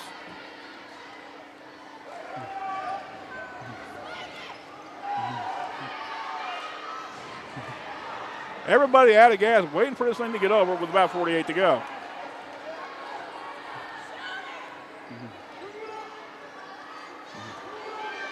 Long range 2 up, no good. Everybody just kind of watching the ball roll around. Jumper up, no good. Over to Jordan Murray. The whole bench waiting for Murray. Throw it up baby. there. Throw it up. Throw it up. Foul. Oh, you got to call the foul. Let her go to the line there. Come on. Give it. Everybody in the gym want number 2 to score. Yeah. Even we want her to score, Kevin. She's having a good time. Now that, guys, the excitement on the girls on the floor, or on the bench for her. And the official's like, Officials ain't calling no foul.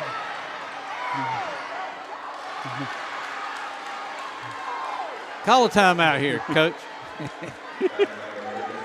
There we go. That's going to be in the books. 4 quarters in the books, the final score, 53-26. And let's give a shout out to Jordan Murray anyway. Yeah, let's do it. I love to see that excitement. I would have got the foul in the other end just to get my name in the books for a foul. Yep. Okay, Brett, we're going to take a quick break so we can all breathe.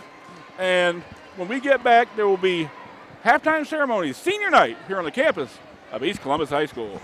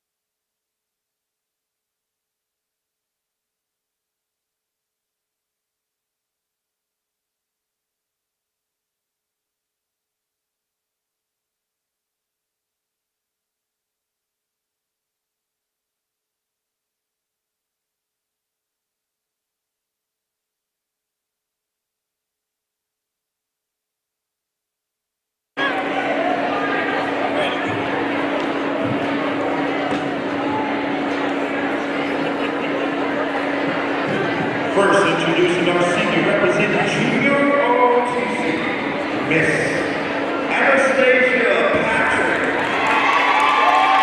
Anastasia plans to attend California Community College to become a dental hygienist.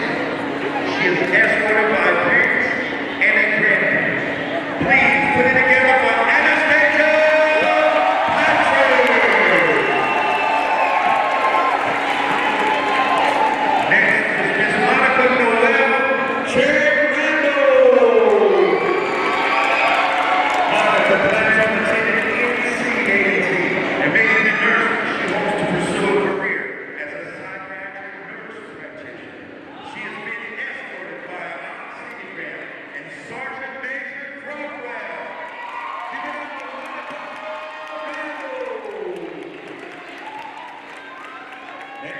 Miss Dorian Galloway. Dorian Galloway, going to North Carolina Central to obtain a bachelor's degree in nursing and master's in healthcare. She has been escorted by her mother, Maxina Baldwin, and her father, Anthony Green. Give it up for Dorian Galloway. Next is Miss Destiny Buller. Destiny plans on attending Winston-Salem State University to obtain a degree in education. She has been escorted by her parents, godparents, and Miss Bella Gray and her beautiful daughter. Give it up for Destiny Buller. Next is Miss Faith Jacobs. Faith is the daughter of Mr. Becky Jacobs, and also the voice of the and the late Sabrina Jacobs. She plans on attending UNC Pembroke and majoring in physical therapy. She has been escorted tonight by dad, sisters, and Aunt Dot. Give it up for Faith Jacobs. Next is Janaya Bozeman. Janaya Bozeman attending North Carolina Central majoring in business administration. She has been escorted tonight by her parents, Mr. and Mrs. Darewell, and her family. Give it up for Janaya Bozeman. Next is Janaya Collins. Janaya Collins will attend Oklahoma City State University, a full-ride scholarship to play softball. She will major in biology with future and plans to have a master's degree in physicians. Janaya has been escorted by Erica and Justin Howard, grandparents and aunt. Give it up for Janaya Collins. Next is Miss Liberty Carrera. Liberty Carrera and major in criminal justice. She has been escorted by her mother, Shonda Girl, and her father, Chase Girl. Give it up for Liberty Carrera. Next is Nabadia Freeman. Nabadia Freeman plans on attending SCC, the transfer to Cleveland State University to take a bachelor's of science. She is escorted by mother Sheena Snowden and grandmother Linda Freeman. Give it up for Nabadia Freeman.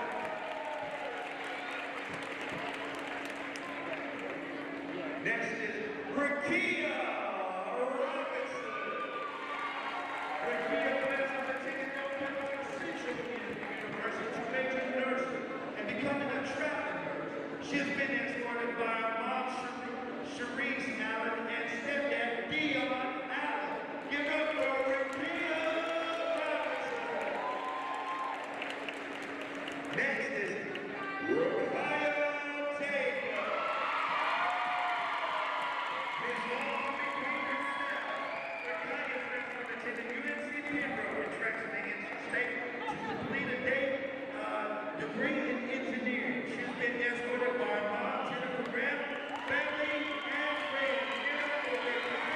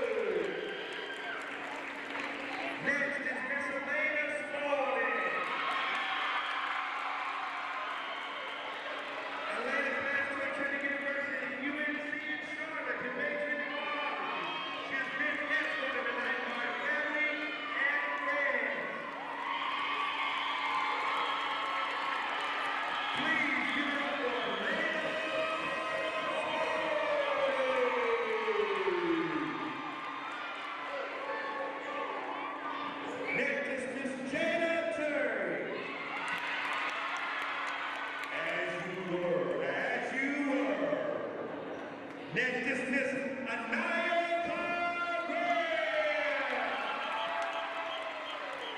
Anaya plans on attending the University of North Carolina in Charlotte to major in nursing or biology.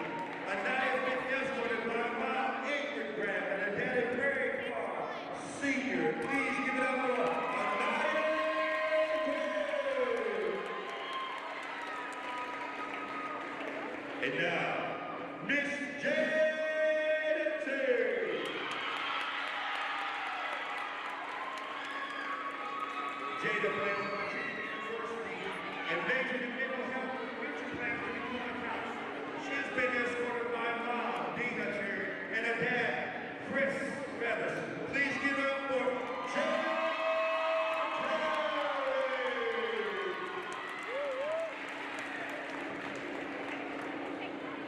Next is Miss Jordan Mary.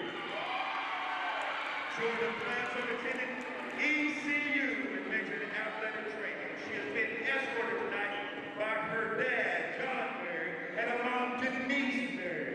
Please give it up again for Jordan Mary.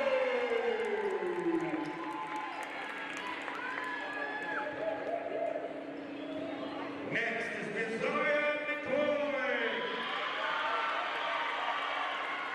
Zoya plans on attending university and majoring in biotechnology.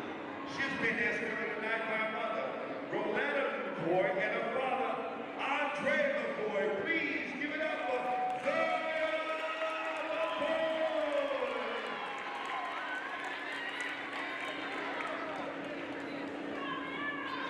And here comes the big. First is Mr. Fred Big Daddy.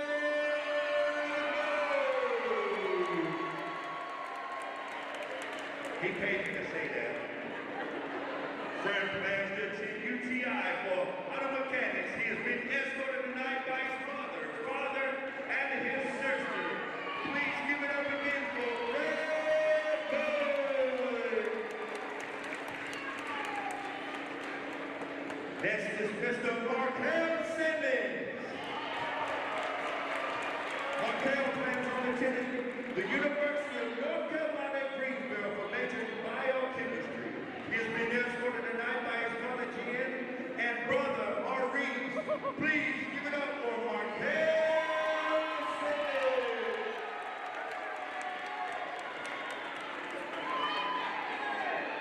Next is JJ the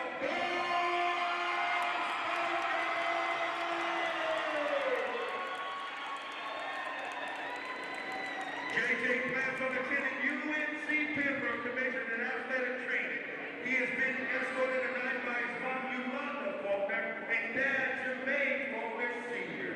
Please give it up again for JJ Faulkner. And last but definitely not least is Jaquan Jelly.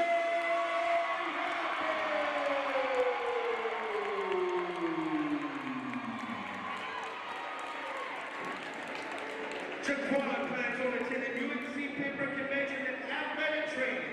He has been escorted tonight by Miss Shanti Smith, Braylon Smith, and Shane Crabb. Please give it up again for Jaquan Matthews.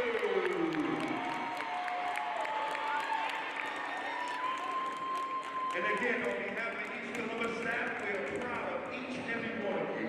We wish you the best life and the future endeavors, and offer congratulations to the class of 2022.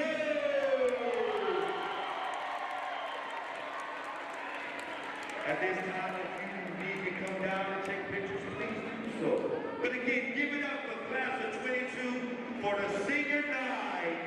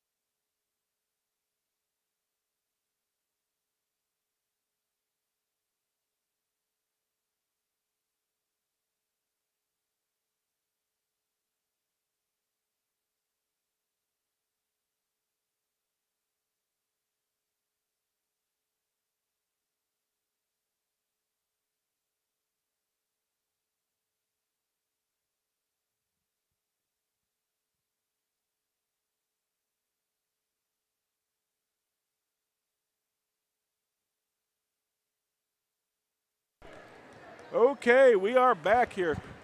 Second half of our doubleheader, West at East, and two teams, with a lot to play for tonight, Brett. I'm going to go ahead and read to you from the Davis Sports Information Bureau what we have on the boys' game. In the men's game, West Columbus is first looking to build momentum for the playoffs. Pender has clinched the automatic men's 1A playoff berth with a controversial win on Tuesday at Pender.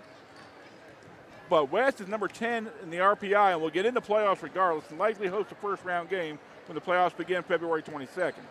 East Columbus sits at 34 in the ratings and desperately needs a win in this game and maybe an opening round win next Tuesday when they face West Columbus at West in the conference tournament. Opening round game to move up enough to earn a wild card bid. Don't count out the Gators, though, because this game is played at the Swamp. So a lot to play for both teams. Yeah. Well, East Columbus has got an uphill battle trying to get into the playoffs. You basically got to beat West Columbus twice in a span of less than a week. Can it be done? Yeah, but it's an uphill battle to get that done. Okay, Brett, I want to update you quickly after the girls' game. This is what it's going to look like for the girls. You have on Tuesday, West Columbus in a 6th seed for the girls is at East Columbus again. Again, okay. So they'll be coming back on Tuesday in a Walk-A-Mon Conference tournament first-round game. South Columbus boys and girls will both go to Pender. Yep. And you will have, in the men's game, you will have East men going to number 4 West Columbus. So West will come to East on Tuesday. Girls. East boys will come to West on Tuesday, and both South teams go to Pender. So basically just a carbon copy Tuesday night of what is happening here, but girls will be here, boys will be at West Columbus. That is correct. And no JV games. Yeah, and then Pender gets to host South Columbus in both. Boys and girls. South Columbus having a long bus ride over there. I see that South Columbus Pender girls basketball game as a very competitive basketball game. One thing about South Columbus, if they come to play, they can pretty much beat maybe about anybody. South Columbus looking to play spoiler, in the boys and girls game. Those Pender teams are pretty stout, but a lot of basketball to be played. Conference tournament next week is going to be very exciting. If you get a chance, again, I believe the higher seed host the first round and the tournament semifinals and finals will be at Pender High School. Okay, just about ready to start the boys game. We'll take it down to Gator Public Address for tonight's starting lineups. And somebody was asking, not to say who it was, where did the cheerleaders go if they split up? Good question. Remember, send your cards and letters to Red Burrows, care of Columbus County And School. I don't know if West Columbus cheerleaders will be back from their national championship, so we'll see. Do you send half your cheerleaders to one school? Yeah, that's probably what you do. That's what you do. Once again, Gator Public Address.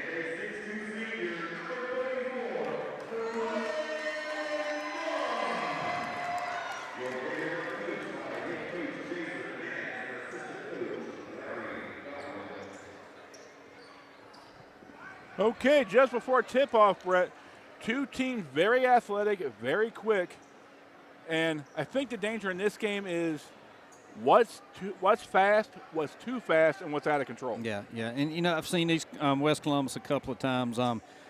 They're fast, but sometimes they tend to get out of control, and I'm sure Coach W.T. Edwards has talked to them about that. Let's play fast, guys, but let's play within ourselves. And East Columbus just want to get some hype and some drilling from their senior night. Munn and Axelberg at the center circle about to jump it up.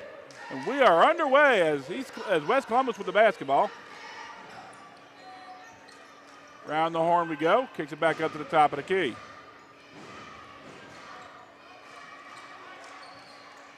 In and out we go. Backdoor pass. Backdoor pass goes to Amaje Lowry for the deuce. That's just drawn up from the sideline, Kevin. Great play, great execution by West Columbus. Three-quarter court press. Quickly up the floor is Jaquan Radford. Ball tipped on the way up, doesn't get it. Rebounded to East Columbus. No good. West Columbus with the basketball, they'll look to push. Quickly stripped by East Columbus. Dazion Brown gets it blocked out of the air by Xander Axelberg. Drops it underneath. Oh, just can't fall for East Columbus. Getting opportunities at the bucket, just can't get it to fall. Quickly around the horn we go. Kicks it back up to the top of the key. Jaquan Radford with a three-point shot. Up, no good. Rebounded by Axelberg. Axelberg harassed underneath, gets it out of the briar patch, and West Columbus looks to push. West Columbus, in the person of, looks like Marquise Brown, will go to the line for two. I think that's Radford on the foul for East Columbus. That's his first.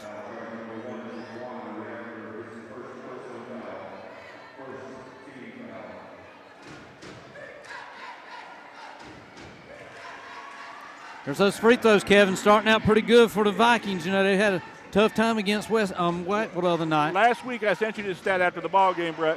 West Columbus missed 22 free throws, lost by 20. Yep. Free throws, second is up, no good. 3-0 score in favor of the West Columbus Vikings.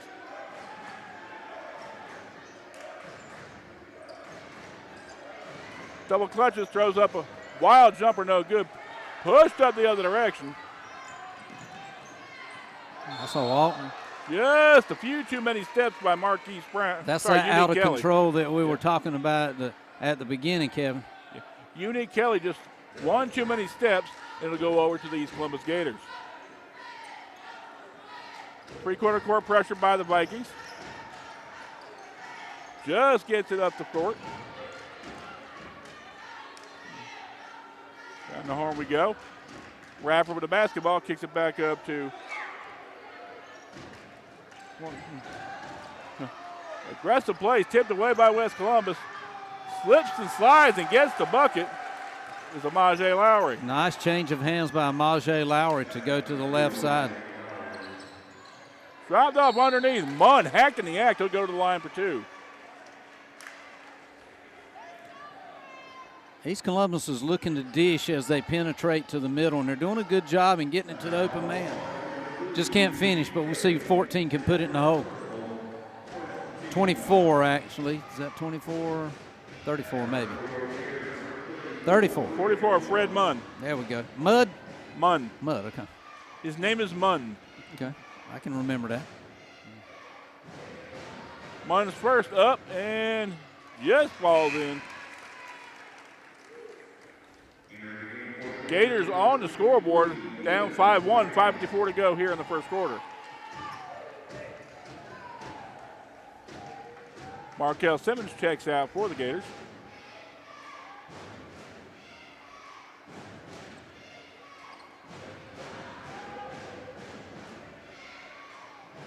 Second is up. Off the rim, no good. Rebounded by Axelberg, tips it, and it'll be West Columbus possession. All the way across we go. Lowry with the basketball. Kicks it over to Unique Kelly. Kelly gets it poked away, but the foul is called. And that's 2 on him, Kevin. Aggressive play. Again, we talked about this in the girls' game, Brett. 30 feet from the basket. Yep. Not a good foul there. Now he's going to have to come to the bench and ride that pine for a while. 2 fouls early in the first quarter.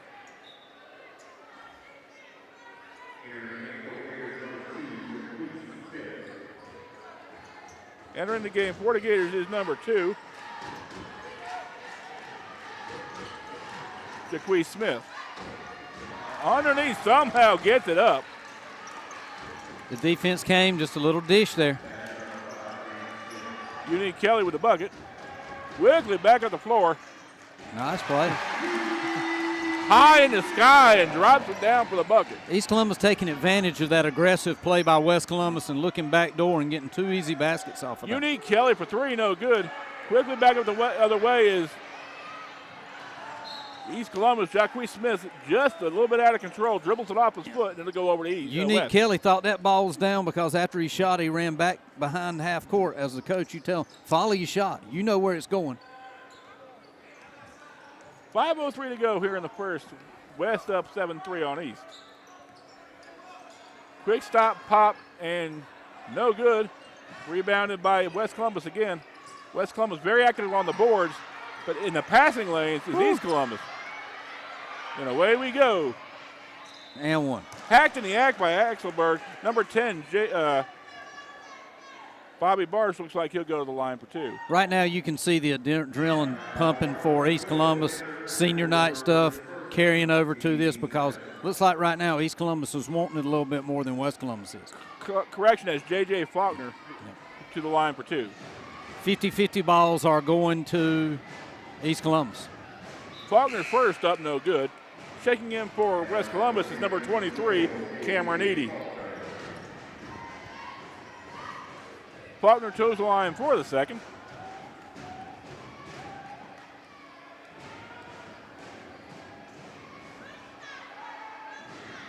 The second is up. Off the front rim, no good. West going back quickly the other direction. Ball over to Majay Lowry, back to Unique Kelly.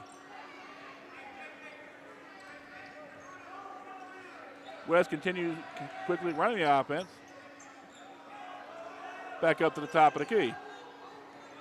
Over to Majay Lowry. Picks that by Axelberg. Lowry drives the lane. Teardrop up, no good. Quickly going back the other direction is East Columbus. Ooh. Nice kick out. Gets away with one there. Yeah. Marquise Smith with a quick 3. East Columbus cut it to 1 here. Jumper up, no good. Tapped around, controlled by East. Down 7-6 with 3:51 to go. East Columbus just pushing that ball up, getting good fast break looks, just can't finish. Quickly around. With the body is East Columbus. He'll go to the line for 2.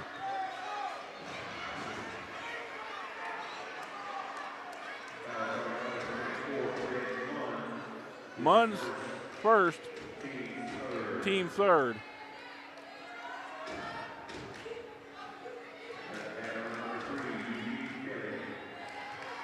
Unique Kelly to the line, picks up his first. I think we have some candidates tonight, Brett, for the all-hair team. Yeah, I was noticing that, Kev. First is up and good. Second does not fall. Trapped in the corner is Kelly. Stolen by. Everybody just sitting back watching, Kevin. Nobody went to the basketball. Jumper up, no good. Controlled by Axelberg, off his hands and out of bounds.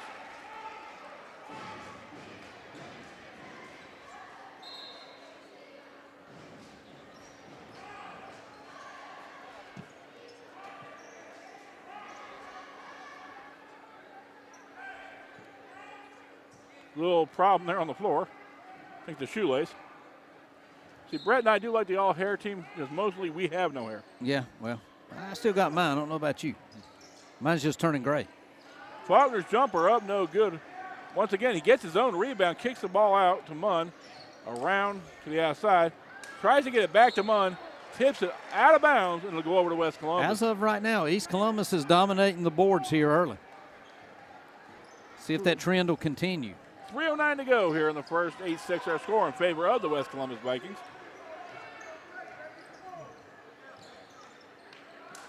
Nice Daxelberg give and go. drives the lane. Just quick little layup, and we now have a 10-6 score. And guys, that's just plays drawn up from the sideline there. Running your offense leads to easy Cross baskets. quarterback dropped underneath, tipped out by Axelberg, and we'll go back the other direction. Let's see if West Columbus can answer here. East Columbus can answer here with an out-of-bounds play of their own. Dropped underneath the Faulkner, kicked out the outside.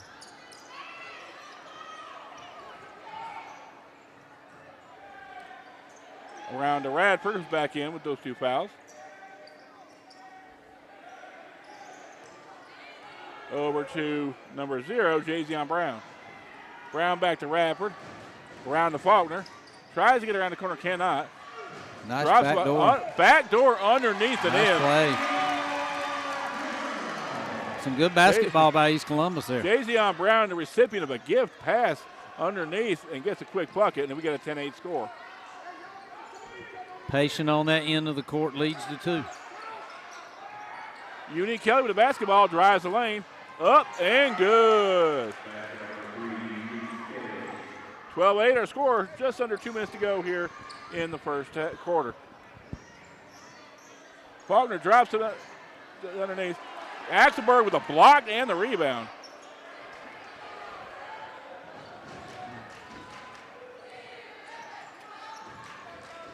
West can set to start the offense. Kicked it under to Axelberg. Drops it underneath. Jumper up, no good. Rebounded by East Columbus. I think that was partially blocked there, Kevin.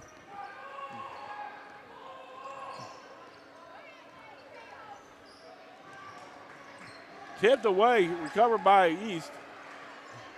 Aggressive in the passing lanes is the Vikings. Axelberg fronts the baseline. Pass gets away, and we'll go back the other direction. Checking in for East Columbus is number 11, Tyree Simpson. East Columbus coach wants number 0 to go ahead and make the layup there instead of making the pass. 1:07 to go here in the first. Our score 12-8. Quick moving first quarter.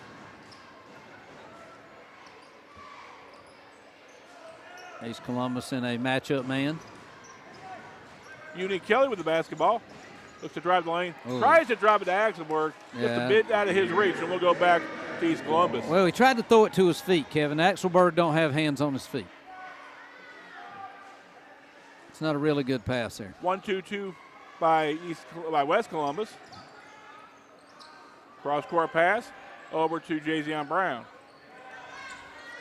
Brown down to the corner. Back over to Brown.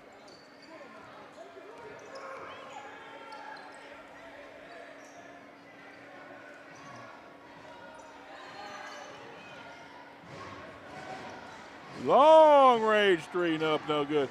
Rebounded by Axelberg. Quickly back the other direction. Going against numbers. Bodied. No call. And he does get the call. He was trying to draw the foul there, Kevin. As you can see, he lowered his shoulder a little bit to try to make the contact. It just couldn't get it in the basket there for the three-point play. Going to the line is Unique Kelly. Simpson's first, team fourth. No foul trouble so far, other than Radford's two quick ones. Kelly's first is up and good. 13-8, 21-6 to go.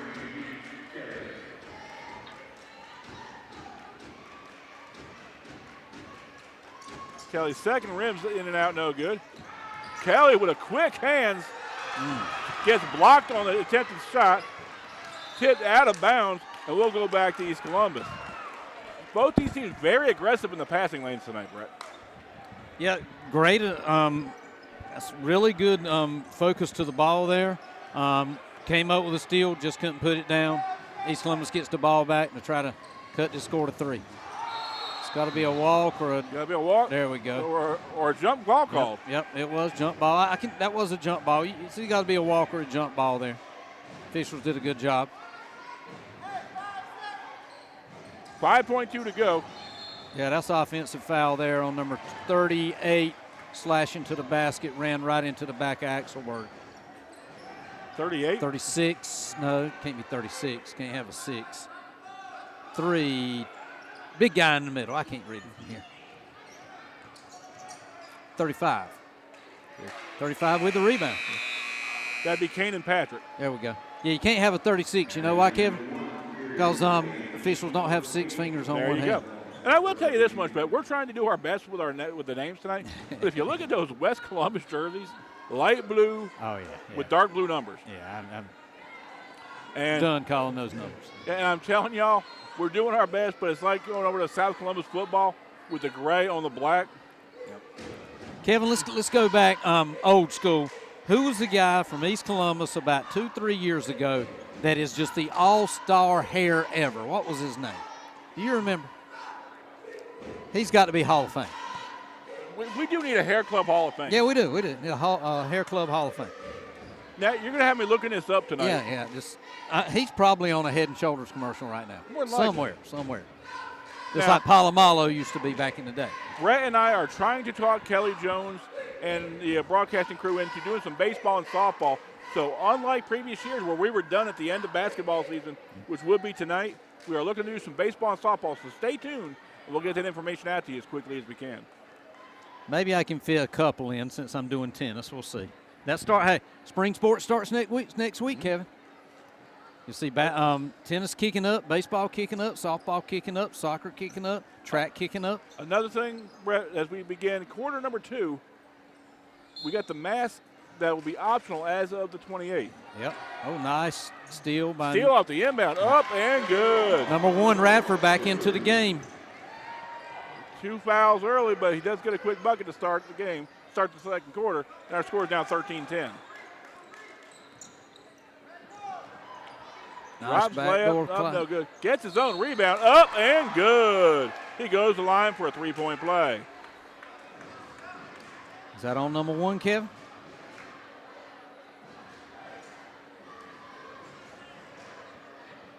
No, if you're East Columbus's coach, you got to tell Radford you cannot get fouls.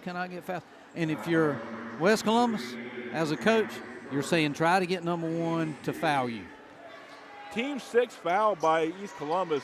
We will go to the line in a 1-on-1 from every point, from here on. Quick 3-point play by Unique Kelly.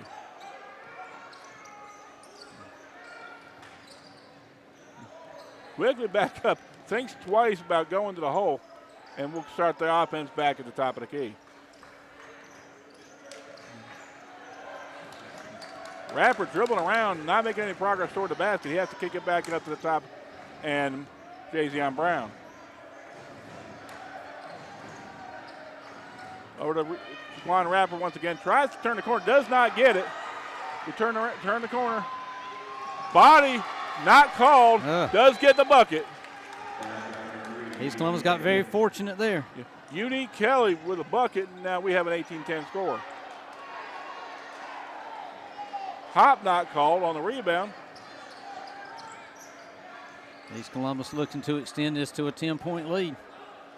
Over to Majay Lowry, who'll look to reset the offense.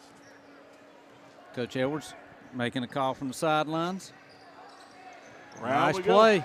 That play's been there all night, Kevin. Drops it around the corner.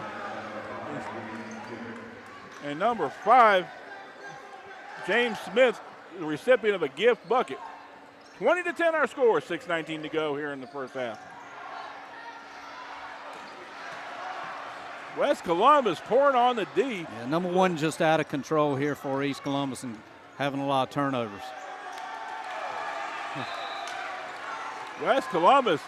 East Columbus got to call timeout and calm his kids down. They're a little bit out of control now. East Columbus has stepped it up to a 12-point lead. You got to make a stance right here if you're East Columbus. Smith with 4 quick buckets, and it's a 12-point lead for West. And again, if you're East, you want to play on that jagged edge. That's the way their kids play. But if you get a little too far out of control, bad things happen, and it's evidence on the Well, scoreboard. it's turnovers have led to easier baskets for West Columbus, and that's why we're in the position we're in here in this ballgame. Okay, 6:04 to go here in the first half, 22-10 our score. Again, talk to us about what the East coach is telling. How do you get kids to calm down at this level? Well, you just got to tell them, look here, guys, we've given up 8 points in the last 40 seconds to turnovers. Calm down, run your offense, and things will come. And that's what you want them to do. You're not going to beat East Columbus by dribbling, I promise you that. That's almost stolen once West again. Columbus. Jazion Brown dangerously close to a 10-second call. Brown drives it all the way himself behind the back to J.J. Faulkner. Turnaround jumper up, no good. Faulkner with a rebound, tosses it up off the glass and gets it to fall. And I'm officially out of breath. You're doing a great job there, Kevin. You keep it up, big boy. Kisses it off the glass and coming back the other direction. Majay Lowry with the kiss and the points. Once again, Nice play. hustle play by Majay Lowry, scrapping on the floor.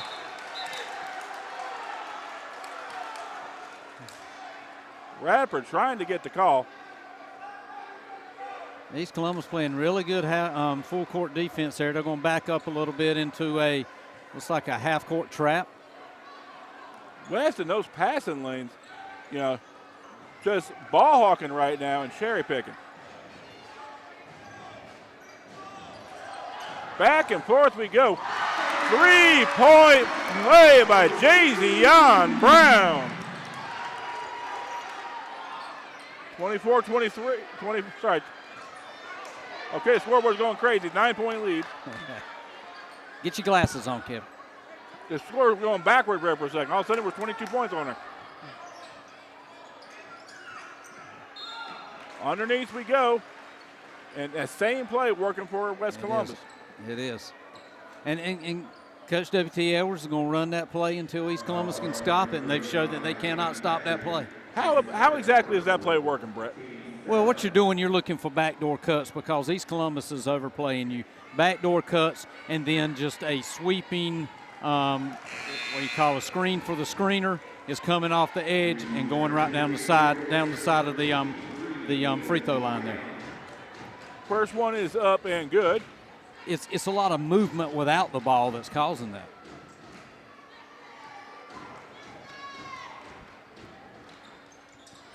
Both ball for West Columbus, and we got a 26-15 lead.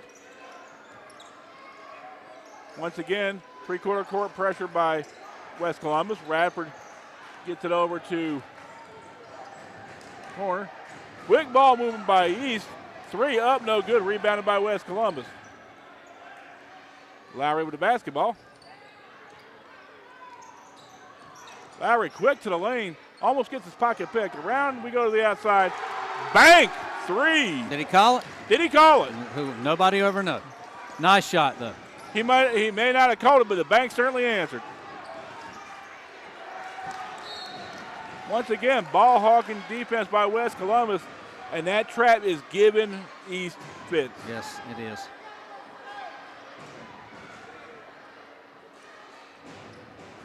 Jazion Brown inbounds the basketball. Brown to the top of the key, pulls up his dribble. Back and around we go, reset the offense. Brown for 3! Way downtown goes Jazion Brown. That's his second there in about the last minute. We'll see if he gets hot. East Columbus now picking up the defensive pressure.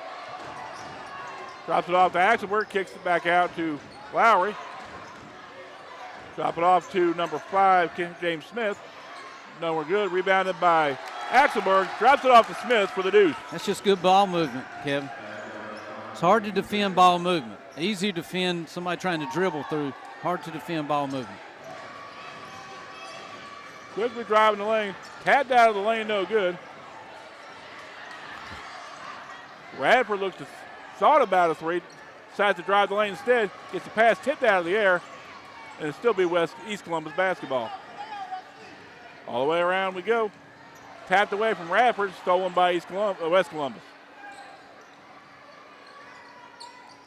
2:50 to go here in the first half. West with a 13-point lead. Lowry pulls the ball back out. He'll reset the offense. Drives the lane, stops, pops, does not get it to drop. Faulkner with the basketball. Correction, that was Markel Simmons with the basketball. Gets it tipped away. East Columbus needs a score right here. It's been a drought for a while. Oh. Quickly stolen away by West. Gets the layup to fall. And that is Unique Kelly.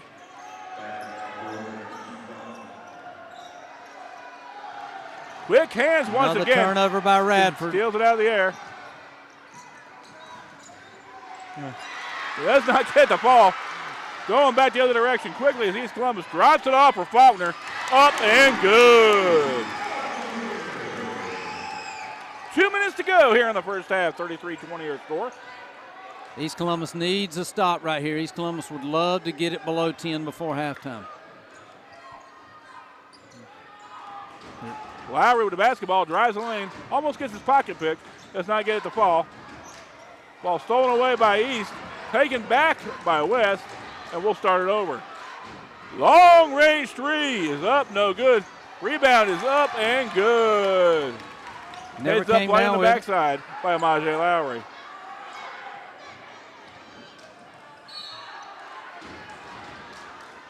It's going to be a foul on the sidelines there on West Columbus. Get beat to the sideline, and bad things happen, Yep. Brett. 1:25 to go here in the first half. West with a 15-point lead. Well, one thing East Columbus did do those couple of times down the court, they did adjust to West Columbus's play that they've been running. And we see number one for East Columbus come out to make sure he don't get that third foul before third quarter. So good job him not getting that third. All righty. The quick hands on Amaje Lowry, giving the ball carrier fits at the top of the key. Around we go. Axelberg tries for a steal, gets called for the foul. No, that's going to be a jump ball, Kev. Jump ball. Yep. Axelberg's got some quick hands. He does. These bleachers are hard, Kev. So's our head, but still. East Columbus looking to extend this 15-point lead before halftime.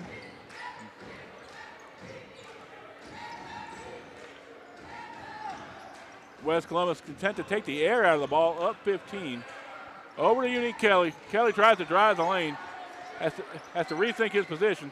Long range three by Unique Kelly. Does not fall. Rebounded by East Columbus.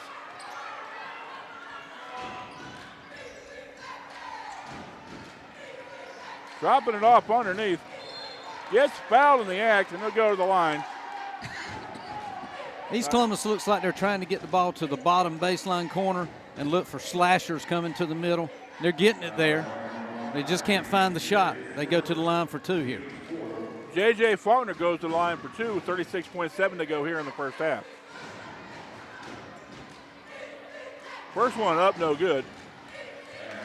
He's definitely needing these free throws to try to cut this lead.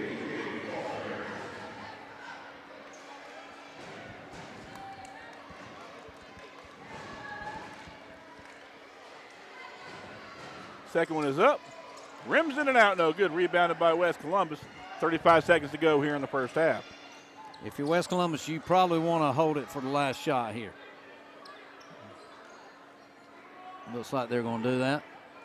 West taking the air out of the ball. East happy to let him sit out there. Now being closely guarded. Does not get the call. Slice and dice to the lane. Gets the foul called against him. Did he hit his head, Kevin? I think he hit his hip. Look at he's grabbing his hip. Okay, all right. Heard something go boom. Unfortunately, these floors are very unforgiving. Yep, you could hear that one way up here, Kevin. Unfortunate to see. I mean, Patrick picks up his third, team's eighth. Again, Yeah, that's not good that you get your third personal with 12 seconds left to go in the second half. That's going to probably affect your playing time. He's getting up. You know, you go down wrong on it there, Kevin. It sounds loud, but, you know, he'll probably be sore there in the morning. Glad he's walking off. Yeah, I think Faulkner's going to probably feel that one. Actually, that's number 11. That would be Tyrese Simpson. And I'll tell you, Brett, I mean, that one, kind of hurts a little bit now. But when you Yeah. sleep on that and tomorrow morning,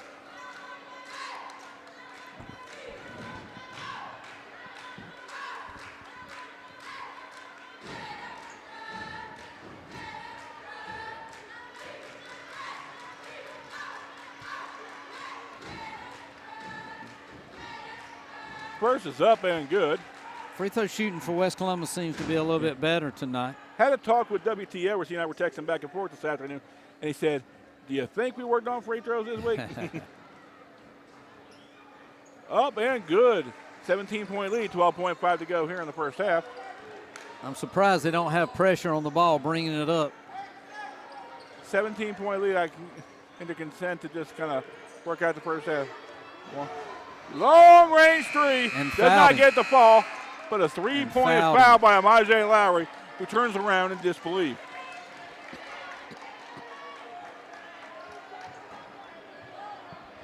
No time on the clock, so everybody will be off except for the shooter. I didn't see it, Kevin, so I didn't see him make that contact. It was legit contact. Okay, all right. That's Again, that's 40 people in the basket. You really yeah, that's just tough right there.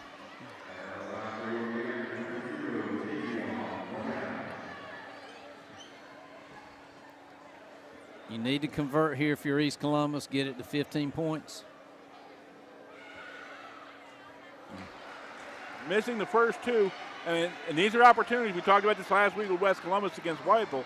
These are the opportunities to get you back and cut into this lead. Yeah, you got to have those. There you go. 1 of 3 in our half end with a 37-21 score. And then he blows a kiss to the West Columbus bench. So I don't know why they didn't call something on that, but you can't taunt. Blowing a kiss to the other players, would that be considered taunting, or maybe I love you since Valentine's Day's next week? It could be. Yeah, we'll call it that. We'll consider that a show of affection. Yeah. Love you, baby. I think he's, wishing them a blessed weekend. Yeah, that's probably what it was. And a safe return trip to the house. That's probably what it was. Valentine's Halftime Day. here in the boys' game, 37-21 our score. Brett and I wanted to wish not only Brett's wife Sean, but my wife Diane a very happy Valentine's Day. Speaking of that, have you bought her Valentine's present yet? Let me put it to you this way: if Mama ain't happy, ain't nobody happy. Yeah, and I'm telling you right now, I take care of the woman of my life because Brett and I can tell you these are long nights, on Friday nights between football and basketball. We spend a lot of time working on these games.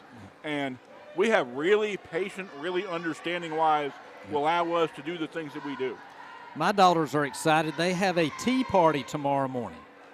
So our church, Cherry Grove Baptist Church, come see us sometime, anytime you want to.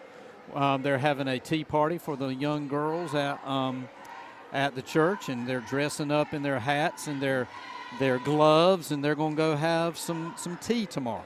Now, is this a dad-daughter thing, or is this a mom-daughter thing? This is a mom-daughter thing. I mean, I guess I could go if I wanted to, but Brett does love his tea. Yeah, they had this like 2 years ago at our church, and the girls loved it. And the boys are having a Lego party. Cool. I might go to the Lego party. I'm going to go to the Lego party. All righty. Here we are at halftime. The score, somewhat lopsided. Great ball game tonight here on senior night. We'll be right back right after this message.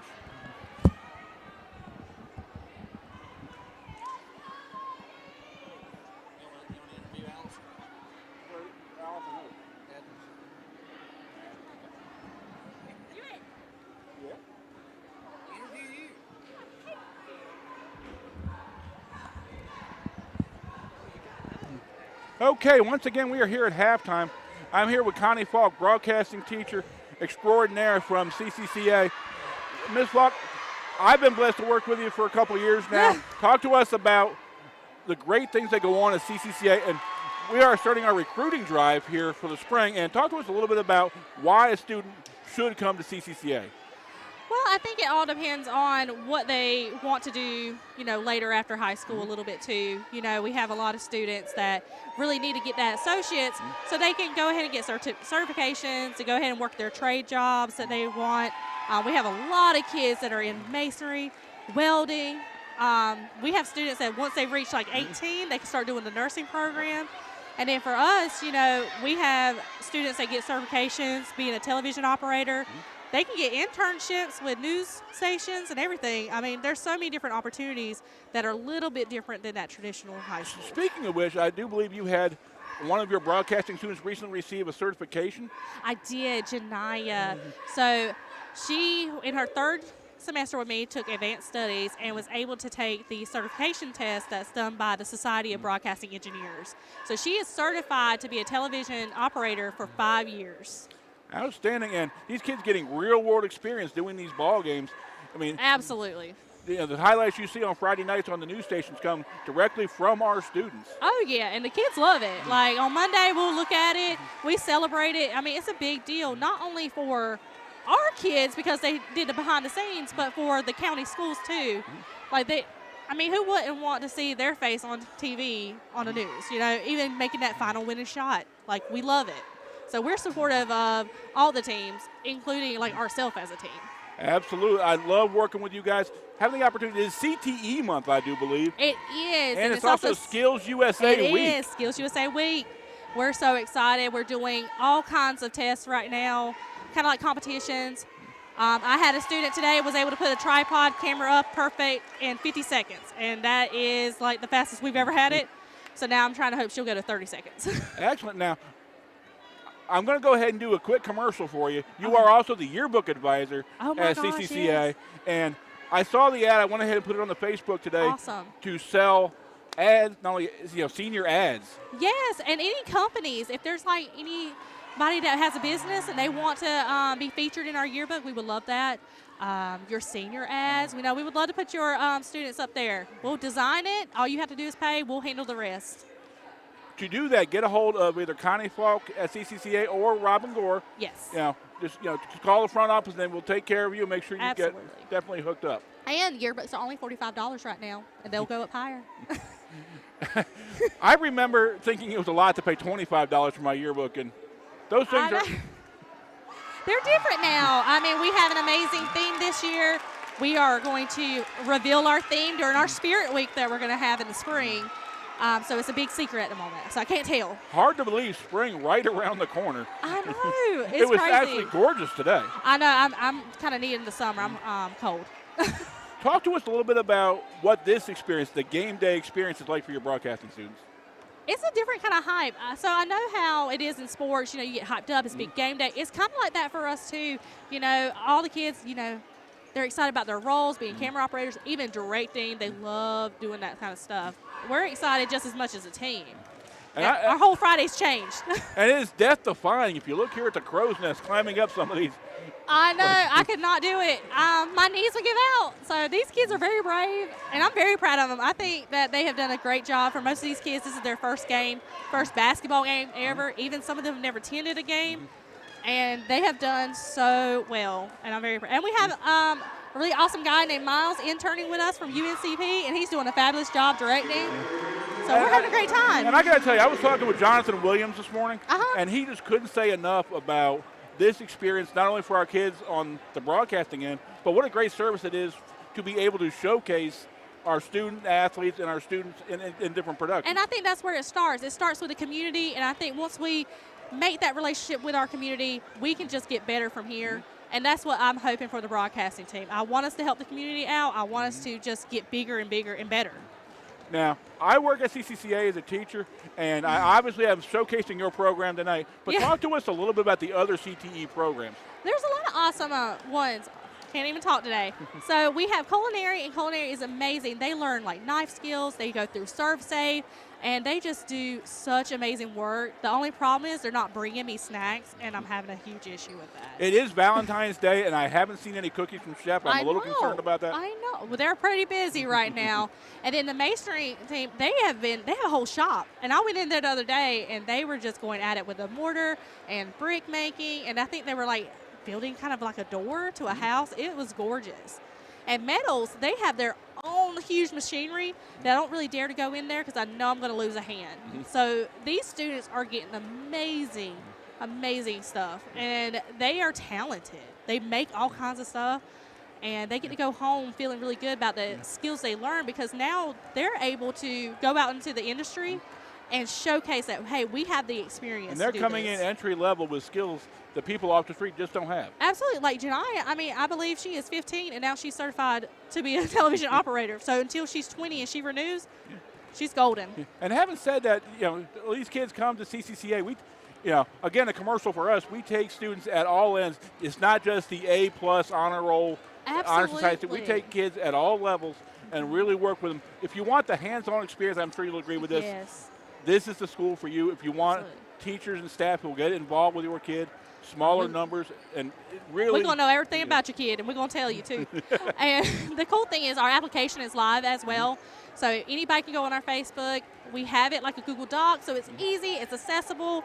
But we also have paper format, too, in case you want to come in. And then eventually we'll have our 8th grade visits. And so the kids can come in. And the charter school night is coming up. Do you remember February 24th. February 24th. We're going to be heading up to the charter school, talk to those folks about possibly coming down to CCCA. Yeah, I think for all the kids, it's just a good experience regardless of where you decide to go. Just come check it out, and, you'll make your decision there, too. And, I mean, I believe all the schools, like in the county, are doing so great. I mean, with everything going on, we are all doing our best. Students, teachers, parents, we are going at it. This is what community is all about. Absolutely. Just under a minute to go here in halftime. We'll be back after this quick break for second half action on the Friday night game of the week.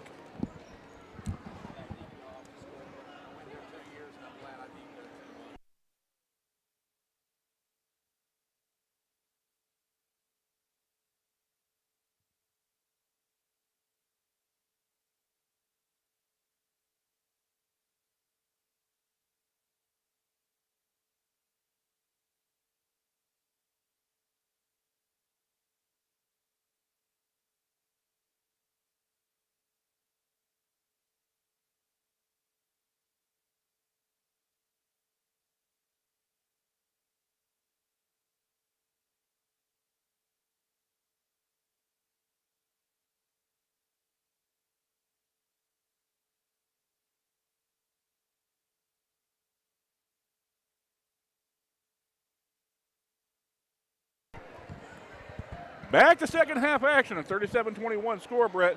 If you're East Columbus, what are you telling your kids to get them back in this ballgame? Well, make sure you can hear me. Well, what you got to tell them here is, guys, you can't get every point back within the next 5 minutes. You've got to chip away at this lead. What you probably want to do is probably try to get this thing cut down below 10 by the start of the fourth quarter. That's probably your goal. And you got to do that by running offense and being in control. And you got to do a better job of stopping, West Columbus' set plays from the bench. East Columbus will inbound the basketball. They'll be going from left to right. West Columbus will be going from right to left. Rapper with the basketball, closely guarded by Lowry. Almost gets his pocket picked.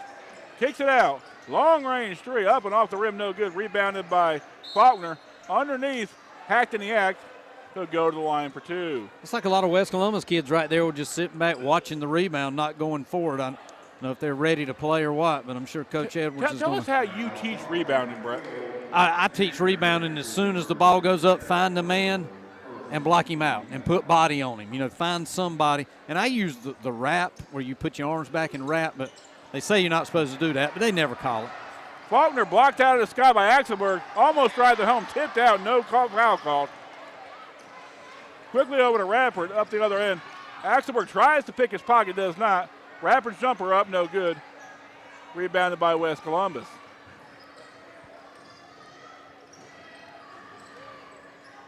Drives the lane. Gets his pocket picked by Faulkner. Yeah, that's that out of control we talked about at the first of the game there. Radford with the basketball. Kicks it around the corner. Three is up. No good. Rebounded by Axelberg. Back and forth we go. Nobody putting the ball in the hole. Ooh, Finally gets the foul call with the body. Again, people get so worried about the foul up top, Brett, they don't see that body slide underneath. Yep. And he, number 3 there was a little bit out of control. Probably got bailed out a little bit by the official there. Unique Kelly, out of control, recipient of a gift. Yeah. Kelly's first free throw up, no good. If there's one thing that I could tell Unique Kelly about his free throws, you got 10 seconds. Take some time up there and get set. I mean, he's taking like 3 seconds. Second one up and good, and then we have our first points of the second half, 38-21 our score, 6:57 to go. Once again, the trap giving fits to East Columbus. Around to Radford, 3 up, no good. Rebounded quickly by West. Slapped at it, but does not get called.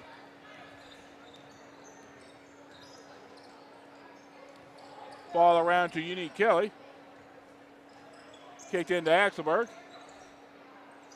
Axelberg looking for a pass. Jumper up, no good. Rebounded by East Columbus. Quickly to the offense. Numbers 3-on-2. Round to Radford. Guarded by Axelberg. Heads up play by Radford. Shakes off Axelberg and gets the ball underneath, and we'll go the other direction. Yeah, East Columbus just can't get it to fall. They're getting the points. I mean, they're getting the shots, but just cannot get it to fall.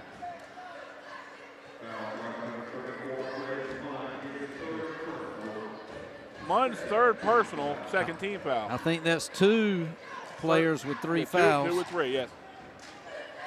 And then Radford with 2. So fouls getting to be an issue here for East Columbus. Quickly driving the lane, hacked in the act by Munn.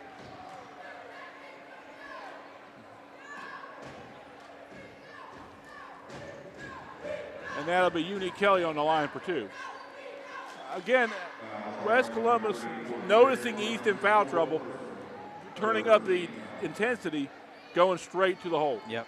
And that's Munn's 4th, Kevin. Munn's 4th.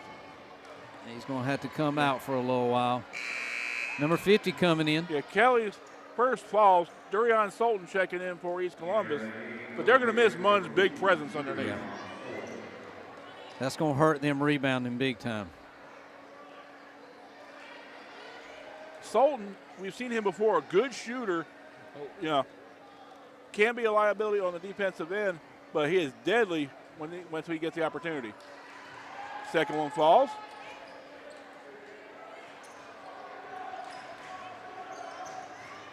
Once again, West with three-quarter court pressure.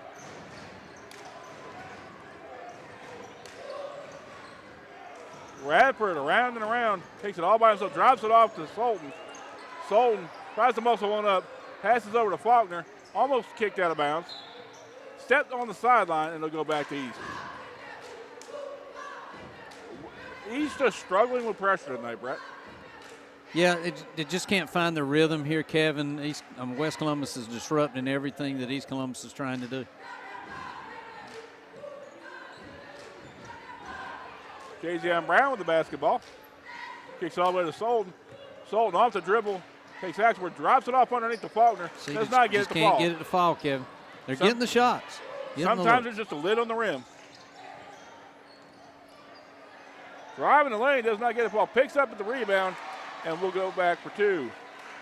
Again, they had an issue at the end of the halftime with that rim, Brett. I wonder if they put a lid on that. I don't know. And a steal. Steal on the hoop, and it's starting to get away. 23-point lead from West Columbus. They're warning number 3 to leave the ball alone, I think.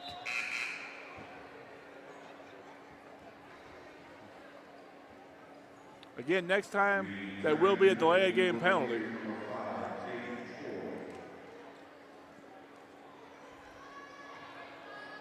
West Columbus keeping the defensive intensity up.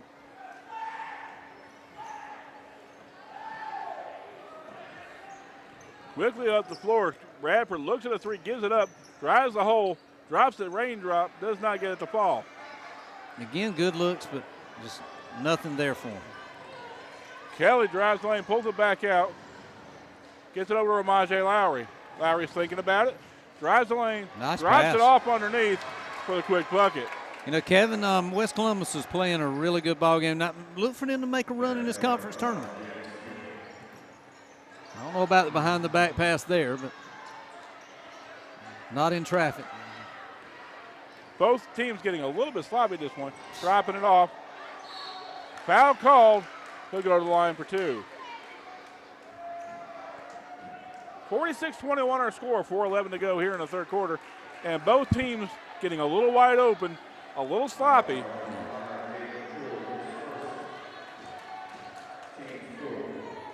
Again, West Columbus already in the playoffs most likely with a number 10 RPI. But still, you want to go in playing your best basketball.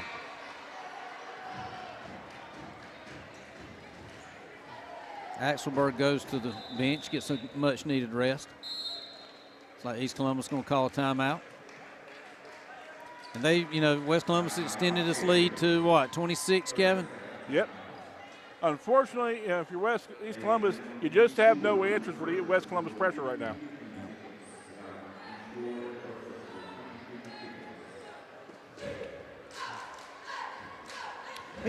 Kevin, East Columbus is good. They've got the shots. They've gotten in position to get the shots, but the little 5, 6, 7, 2, 3 footers just hasn't failed for them. Nothing's gone East Columbus's way in the second half. All blue this second half. 26-point lead for West Columbus. Talk to us a little bit, Brett, about the upcoming conference tournament and how important momentum and how important is it to be playing your best basketball at this time of the year? Well, these last couple of games before the conference tournament is getting you to work on things that's going to happen in the conference tournament. Conference tournament is more for pride anyway. A lot of times it don't determine new playoff seeds and stuff like that. So it's more for pride, and on that, if you make it to that final game on that Friday night, it's going to be a packed gym, adrenaline pumping. So you want to get there for pride purposes. Lowry's free throw is up and good. Substitution for the shooter, and that is number 10, Jaden Elmore.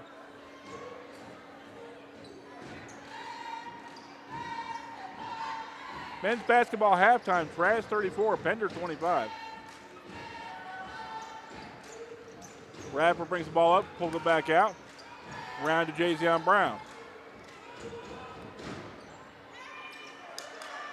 Brown almost gets his pocket pick, decides to pull it back out and reset the offense. Long range three up off the front rim, no good. West quickly back the other direction.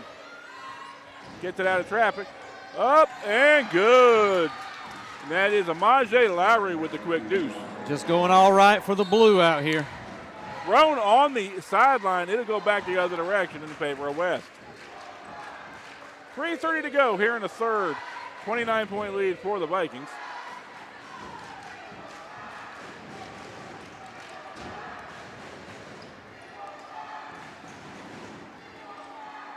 Men's basketball final, Whiteville 75, South Columbus 31.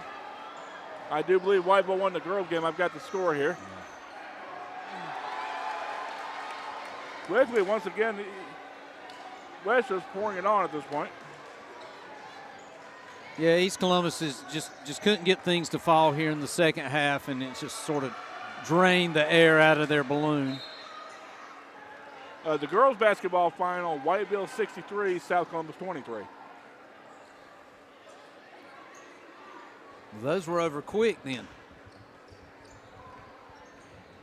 Inbound to East Columbus. Driving lane kicks it out to Radford.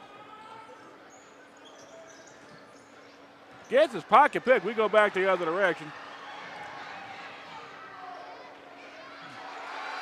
Kevin, do you remember what the score was for East Columbus at halftime? Trying to figure out how many points they've scored this quarter. I want to say it was either 15 or 17. Okay, all right. Well, it looks like West Columbus has exploded with over a 20-some point quarter though, because we were hoping. Well, if you're East Columbus, you wanted to cut it below 10 right before third quarter, and that just hadn't gone your way.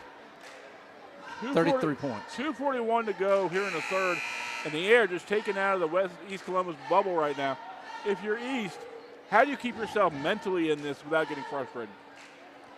Well, you got to understand that this West Columbus team you're playing is a really good basketball team, and what you want to do, you're going to try to save face, try to work on some things that you would want to work on in the conference tournament. Get ready for that. I guess you could still come back and win this game, but it's going to be awfully hard. So work on some things if you're East Columbus. Heck, maybe even give your seniors some time out there on the floor. And I think that might be what they're doing.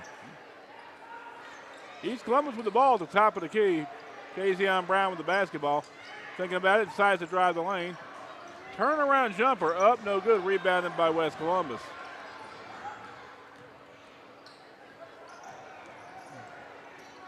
Quickly at the floor is Amaje Lowry. Blocked out of the air. Yep. Hacked in the act will go to the line for two.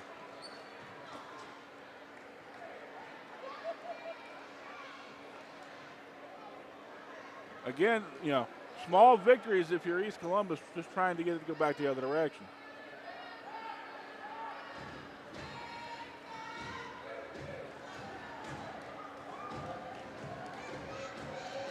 East Columbus needs some points here to end that scoring drought.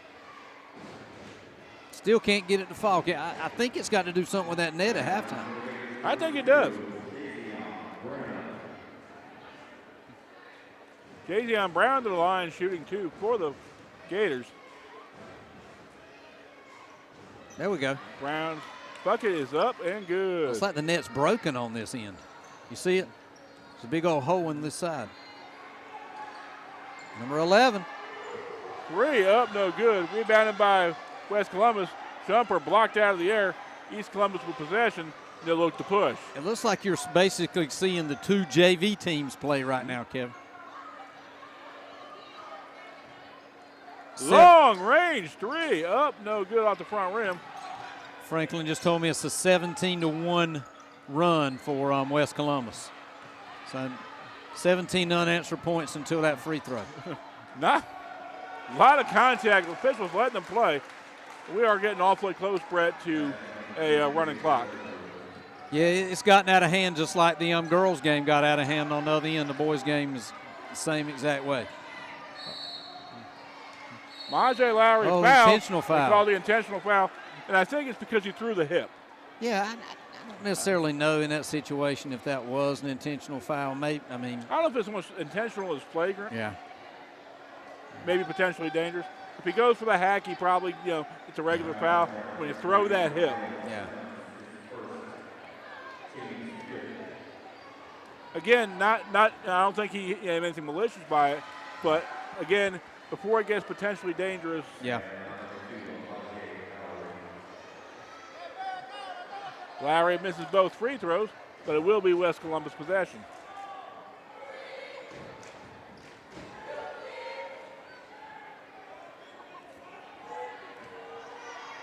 West Columbus with the basketball, up by a bunch from 109 to go here in the third quarter. East Columbus, number 33, 23 is just 33 just pushing West Columbus out of bounds there. Yep. Referee had something to say to him.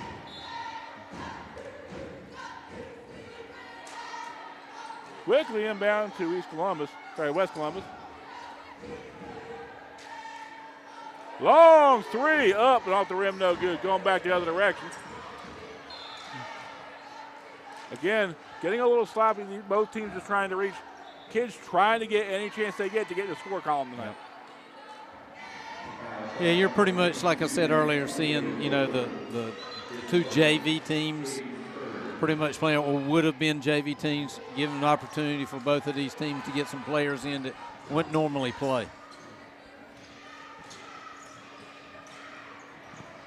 Quickly underneath, stolen once again by West Columbus. Inside of a minute with a 35-point lead. Trying to dribble through the briar patch, does not get it.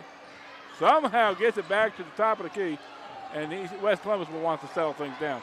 Long range three, up, no good. Rebounded by West Columbus. Stolen by East, and we're going back the other direction. Kazion Brown up. That's a charge. Charge called. Nice play by number 11 there. I think that's 11. That's Tyzeri Lawson. Nice job defensively there. Brown again trying to be ultra aggressive, go to the hole. Lawson, a lost art of taking the charge. Outside running does not get the layup to fall. We'll go back the other direction. 10 seconds to go here in the third.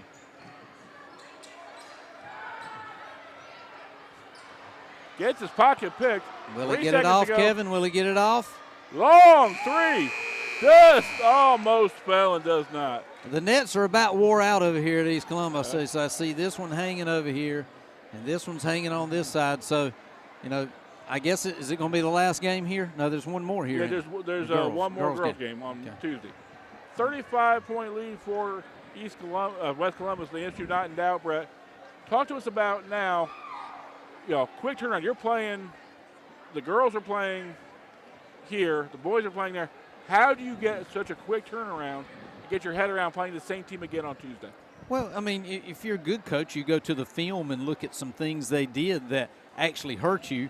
If you're East Columbus, you go to the film and look at the plays that were being called from the sideline that East Columbus could not stop, and you got to find a way to stop that play. That's the first thing you got to do. You know, West Columbus, you want to build off of what your momentum was. You're going to say, guys, we beat them by 30 last time. We need to keep up that intention, and let's do the exact same thing. So, you know, East Columbus has got to go to film and look at some things that West Columbus has done to put East Columbus in the hole. Again, both these games were very competitive early. You know, West, a more experienced team, you know, showing, you know, that they are, you know, near the top of the conference, but East, a lot to build on right now. Yeah, but, you know, think about W.T. Evers from West Columbus. He's a good coach. He's going to have a new set of plays coming in next week. Because he's going to probably have his West Columbus boys in the gym in the morning, shooting around and working on some things. Drive block does not get the layup to fall.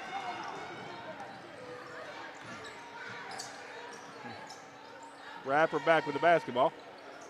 The other thing about the conference tournament on Tuesday, Brett, both these teams are going to be fresh because there's no school on Tuesday due to a teacher work day. That's exactly right. So, you know, as a coach, you always hated game day that your kids were not in school because they're out of their routine. You know, be honest with you, probably a lot of these guys are probably going to sleep till about 11 o'clock on Tuesday, and that just throws you off. I remember back when I used to coach, some days on our day off, I would meet my girls for breakfast, my players for breakfast at a restaurant in Tabor City just to get them up and moving and getting into a routine. And Graham misses the first. Faulkner checking back in.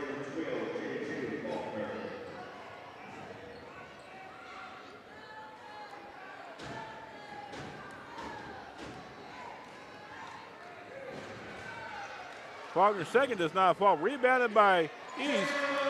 And finally breaking that 23-1 streak there. Jaden Troy with the quick bucket. Or probably more than 23. Heads up pass. Looked him off and got it back to the backside for a quick bucket. 59-24 score, 7:03 to go here in the fourth. Nice block. Nice defensive play by West.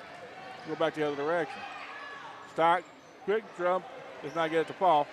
Quickly up to Radford. Radford gets fouled, and he'll go to the line for two.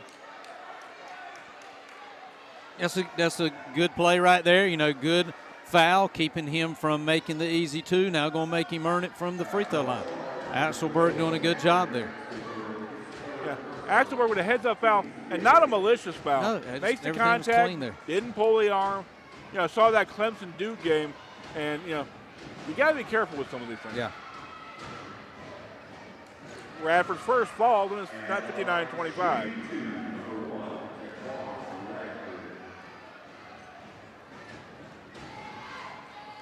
Radford toes the line for the second.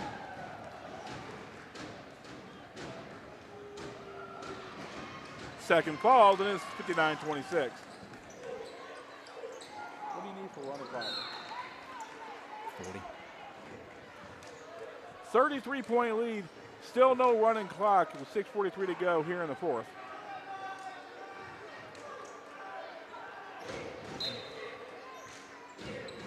Ball coming inbound for West Columbus.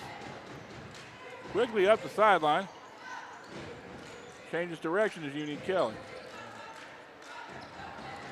Kelly gets away with a push-off. Drives the lane, throws it up, does not get it to Paul. Gets the rebound, does not get it to Paul once again. Tied up, and it will be East Columbus possession. He got his money's worth, just didn't get anything from the bank. Tried to make it a pilot, could not get a withdrawal. Good one. Well, welcome to the Kevin Tillman Bletboro's Cliche Festival. Radford falls away, does not get the fall. Rebounded by East, and we'll go to the line for 2. It is Friday, isn't it, Ken? It is. Okay, just check. I don't have to set my alarm for tomorrow. I do, because I will be at Southeastern Community College. I do the PA announcing for their home baseball game. What time's that start? 12 o'clock doubleheader on Saturday and a single game on Sunday. Okay, you doing both games? Saturday and Sunday? Say again? You doing Saturday and Sunday? Yes, sir. Okay.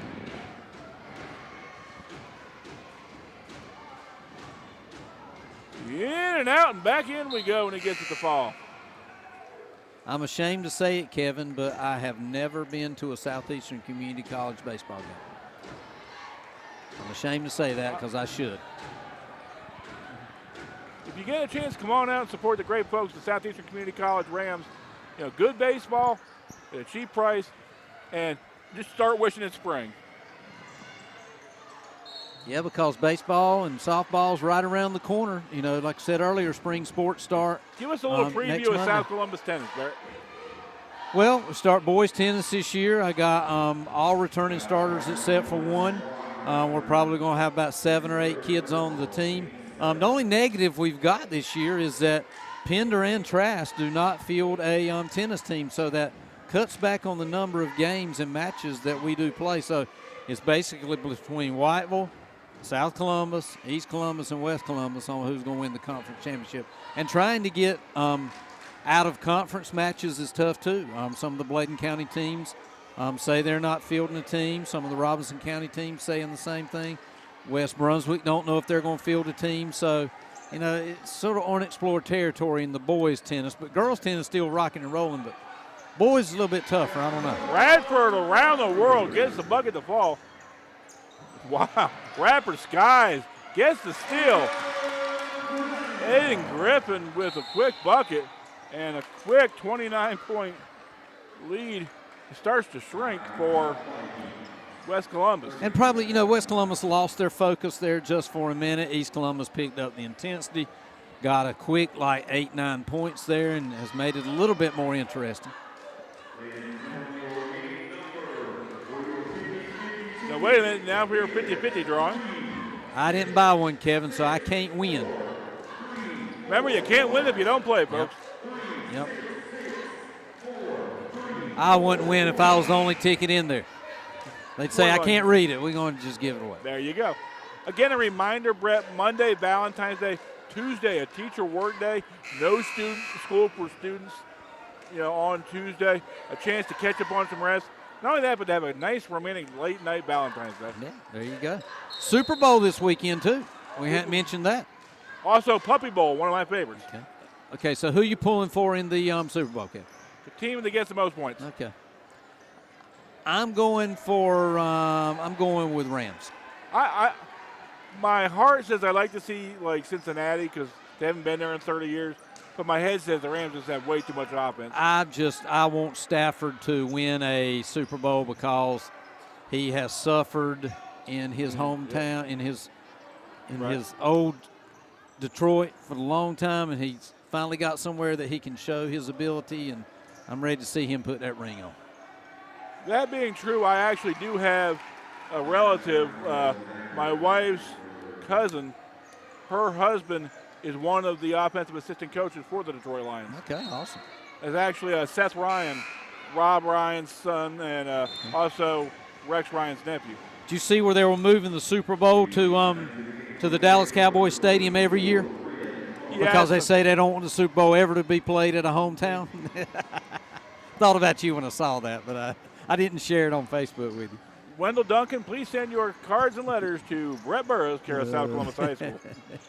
4:50 to go here in the fourth. 35-point lead by West. 3-point foul. And if you're W.T. Edwards, praying to the basketball gods, looking up right now going, why are you going to foul him up 35? Yeah, that's the second time tonight that one of W.T. Edwards' basketball players has committed a not so smart foul there on the three-point shooter. Especially that kid was probably 24, 25 feet out. And to see the look on W.T. Edwards' face, looking up is like, why me? Why me? But I'm a Mahomes fan, I'll tell you that. I like Mahomes. Since my boy Brady's gone, my quarterback now is Mahomes. A lot of people don't like him, but I do. I will say this much. It's nice to see somebody not New England, not Kansas City, not the traditional teams that you always see there. Yep. It's nice to see somebody new. You know, this is a unique matchup. You know, and it's going to be a lot of fun to watch. Yeah, I think so too. 4:48 to go. West Columbus tries to drive the lane. Around the corner. Three is up. Off the front rim, no good. Going back the other direction. Brad predicts and dives and gets it to fall.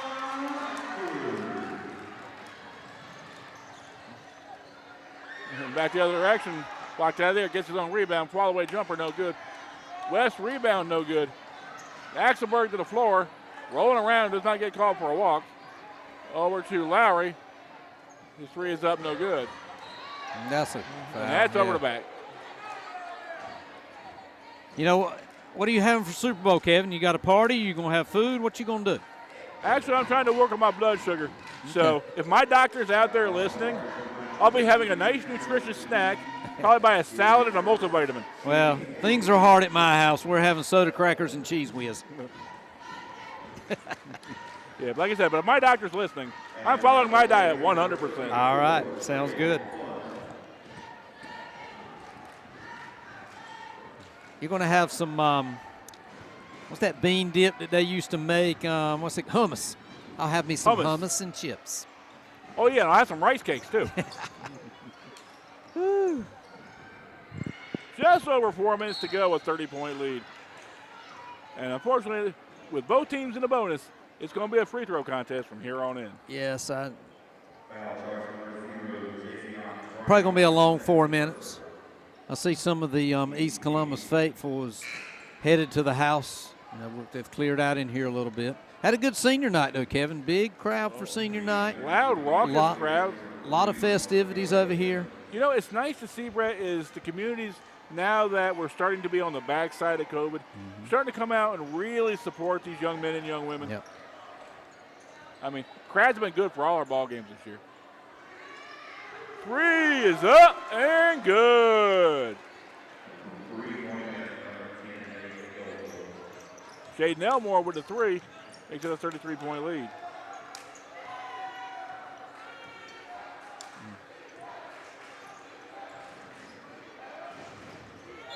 Gets bodied. And credit these East Columbus kids, they're still going hard. They just cannot get the buckets to fall tonight. How'd your meeting go last Saturday morning, Kevin? Very well. I found out that as of probably the end of June or July, it looks like I'll probably be the president of the Charlotte Lions Club this year. Awesome. And more importantly, the pancakes were excellent. Highway 55 in Charlotte, then I went to Eggs Up and had some more pancakes. Oh, yeah. Sounds good. I had pancakes at both places. I had steak and eggs, but a diet syrup and a Diet Coke. Good. Sugar-free syrup. Sugar-free. Reminds me of Richard Gorey. I always would order sugar-free syrup. With an iced tea. That's what I'm going to do right now. That's what I'm going to start doing. You know, I'll go get that double quarter pounder meal and a Diet Coke. There you go. We're talking about food too much. I'm really hungry. I hadn't had anything. I'm going to check my blood sugar. I'm down to 70 and I'm going low. Wow. So if anybody can send me a funnel cake, you know, or maybe a nice sausage I didn't know you had that. That's pretty cool. Yeah. You can check it off my phone. Man, that is one of the most awesome things I've seen in the medical field in the last couple of years is you don't have to do your pricks and all this kind of stuff. Put that cell phone up there, it tells you exactly what it is. I think that's awesome.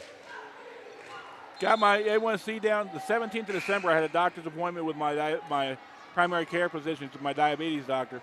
My A1C was 11.5. As of this morning, was down to 9.8. Awesome. Awesome. You know, very important to take care of your health, Brett. That's exactly right. Especially, and I realized this as I've started to get a little bit older. Spinning layup up, no good. Rebounded by West Columbus. Yeah. Again, Brett and I met. We both had black hair. You know, neither one of us were wearing glasses. Now, Yeah.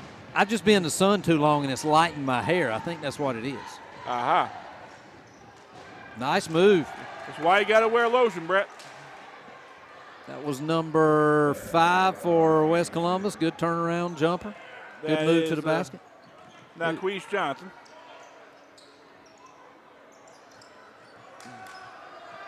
.250 to go here with a 35-point lead. Technical foul on what? Well, I mean, what happened? I think it had to do. It might have to do with some jawing. Really? Wow, I've never seen that. Not sure exactly what happened. What did he say? What did he call him? It had to have been something called there, said to another player. Because I saw no contact. Probably profanity or something like that. He was probably wishing him a happy Valentine's Day Yeah. and enjoy your day off on Tuesday. Wow. Again, Can't beat him with words, Kevin. true, but a 36-point lead. These officials don't want it to get chippy. But again, was there enough there? I couldn't really hear what was said.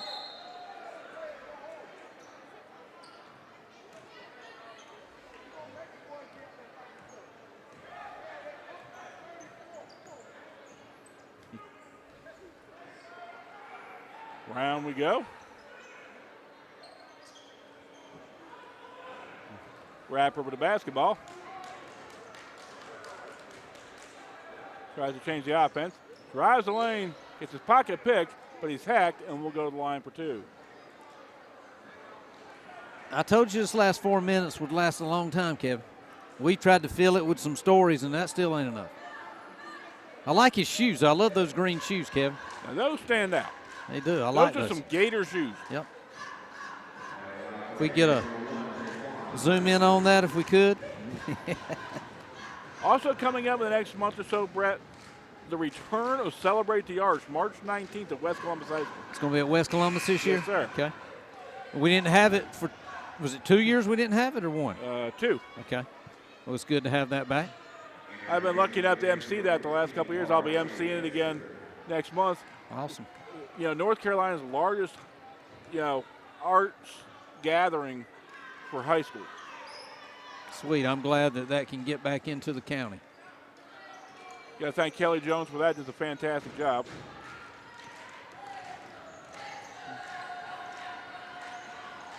$2:15 to go. Tipped out, and we'll go back. And we'll actually stay here. Yeah, one guy was going to take it the other way. But I think the underneath official had a better look at it. Split decision. Always go with the nearest official. All the way out to Unique Kelly.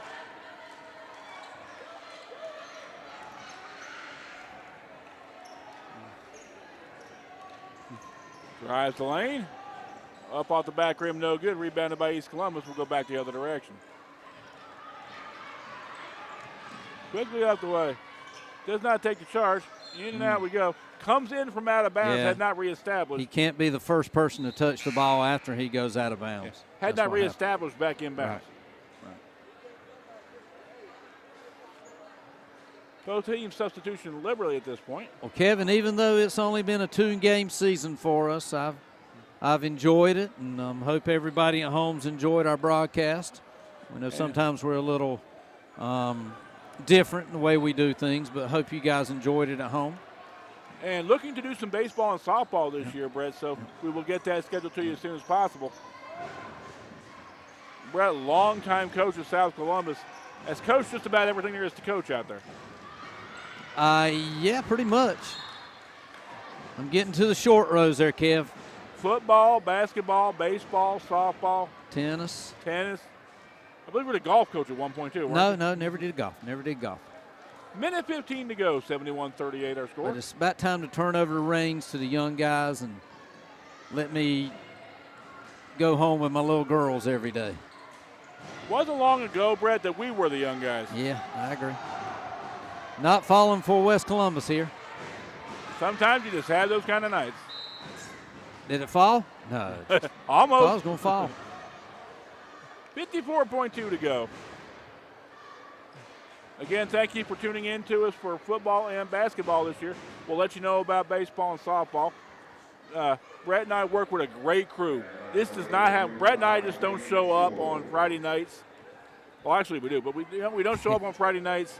And We don't do the hard work. Yeah, and we don't do the hard, heavy lifting. We come in here and enjoy a good basketball game and get to talk and hang out. But the great hard work is done by Connie Falk, Kelly Jones, and the great kids from CCCA. They make it look easy, and you really got to be impressed with the broadcasting program over there. They do a fantastic job doing a great service for our community. Free throw up, no good. Rebounded by West Columbus. Under a minute to go here in the Swamp.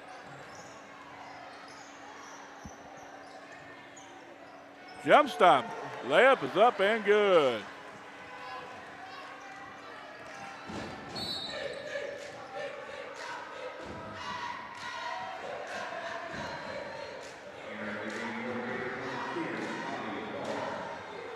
Was that a timeout, or why was clock stop? I mean, why did it stop I think play? they call a foul on number 10. Okay, all right. Trip called. We'll go to the line for two with 34.7 to go. Might as well get some more free throws, haven't we, Kevin? Got to get your money's worth. At this time when I used to coach, I would say, don't foul.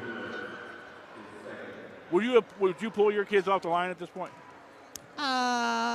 Probably not. I mean, if there was some heat going on or whatever, maybe so. But, it's been a real good, clean game. There's not been a lot of jawing. I mean, one time there was a little bit of jawing there, but mostly both teams have been, under control. 73-39 to score, 34.7 to go. Off the rim. Rebounded by West. Rapper decides to try and quickly get the ball. Not a bad try, hey. You got to try anything at this point. Just get called for the reach, and we'll go back the other direction for two. His game just weren't there tonight, Kevin. I thought maybe the early two fouls on Radford sort of took him out of his game plan, and he really hadn't been, a factor in this basketball game. And I think a lot of it's because the early fouls took him out of his Still rhythm. only 1-1 on this free throw.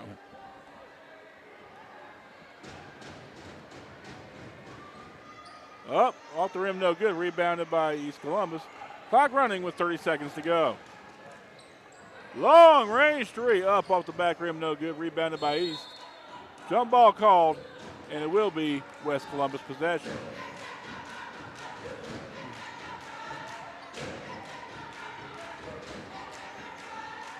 Again, I'd like to thank everybody who's helped us out this year. Franklin Davis with a lot of great information. Connie Falk, getting these kids ready and prepared to do great work. Kelly Jones for all he does for us to get things prepared on the front end. Again, Brett and I, 3-point goal by Radford. Brett and I just, small parts of a great team.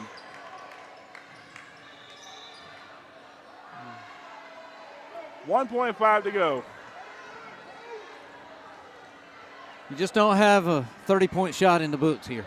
Yeah, you don't have a 35-point play. It might make it interesting to have 30-point shots somewhere around the court. I think you should multiply the further you get away. Long three-pointer, up, no good. Our final score, West Columbus 73, East Columbus 42. Brett Burrows and I with a Friday night game of the week. Again, two great games. I mean, really exciting, great crowds. But, again, right now, this time of the year, the cream's going to rise to the top. You got the conference tournament next week and the state playoffs beginning on February 22nd. Yep, should be an interesting week coming up and see, which boys team can rise to the top. And, in the girls' side, it looks like Whiteville, is the odds-on favorite. But I'm going to tell you, there's going to be a lot of teams shooting for them and going to try to bring them down for that conference championship. Now, there's something to be said for, as you remember, the RPI in the conference tournament does count. All right. So you may not be able to play yourself into the playoffs, but you can certainly play your way out with an early exit. Yeah, that could happen. You know, I remember back in the day when someone that was no chance of going to the playoffs, if they actually won the conference tournament, that was a automatic bid into the playoffs. But happens in March Madness every year. That team comes from out of nowhere. Yep. You know, that's Cinderella. Yep. You know, if you're East Columbus, do you think that glass slipper fits? Do you think they get in? Or do they have to go deep in the conference tournament? I think they at least need to win one, maybe 2 games to get in. If they exit out of the first round, I just don't see East Columbus getting into the playoffs. And listen, they got to turn right back around and play somebody that just beat them by 35 points. So that's going to be a tough task for East Columbus, and going to be a tough task to get motivated to get to that position.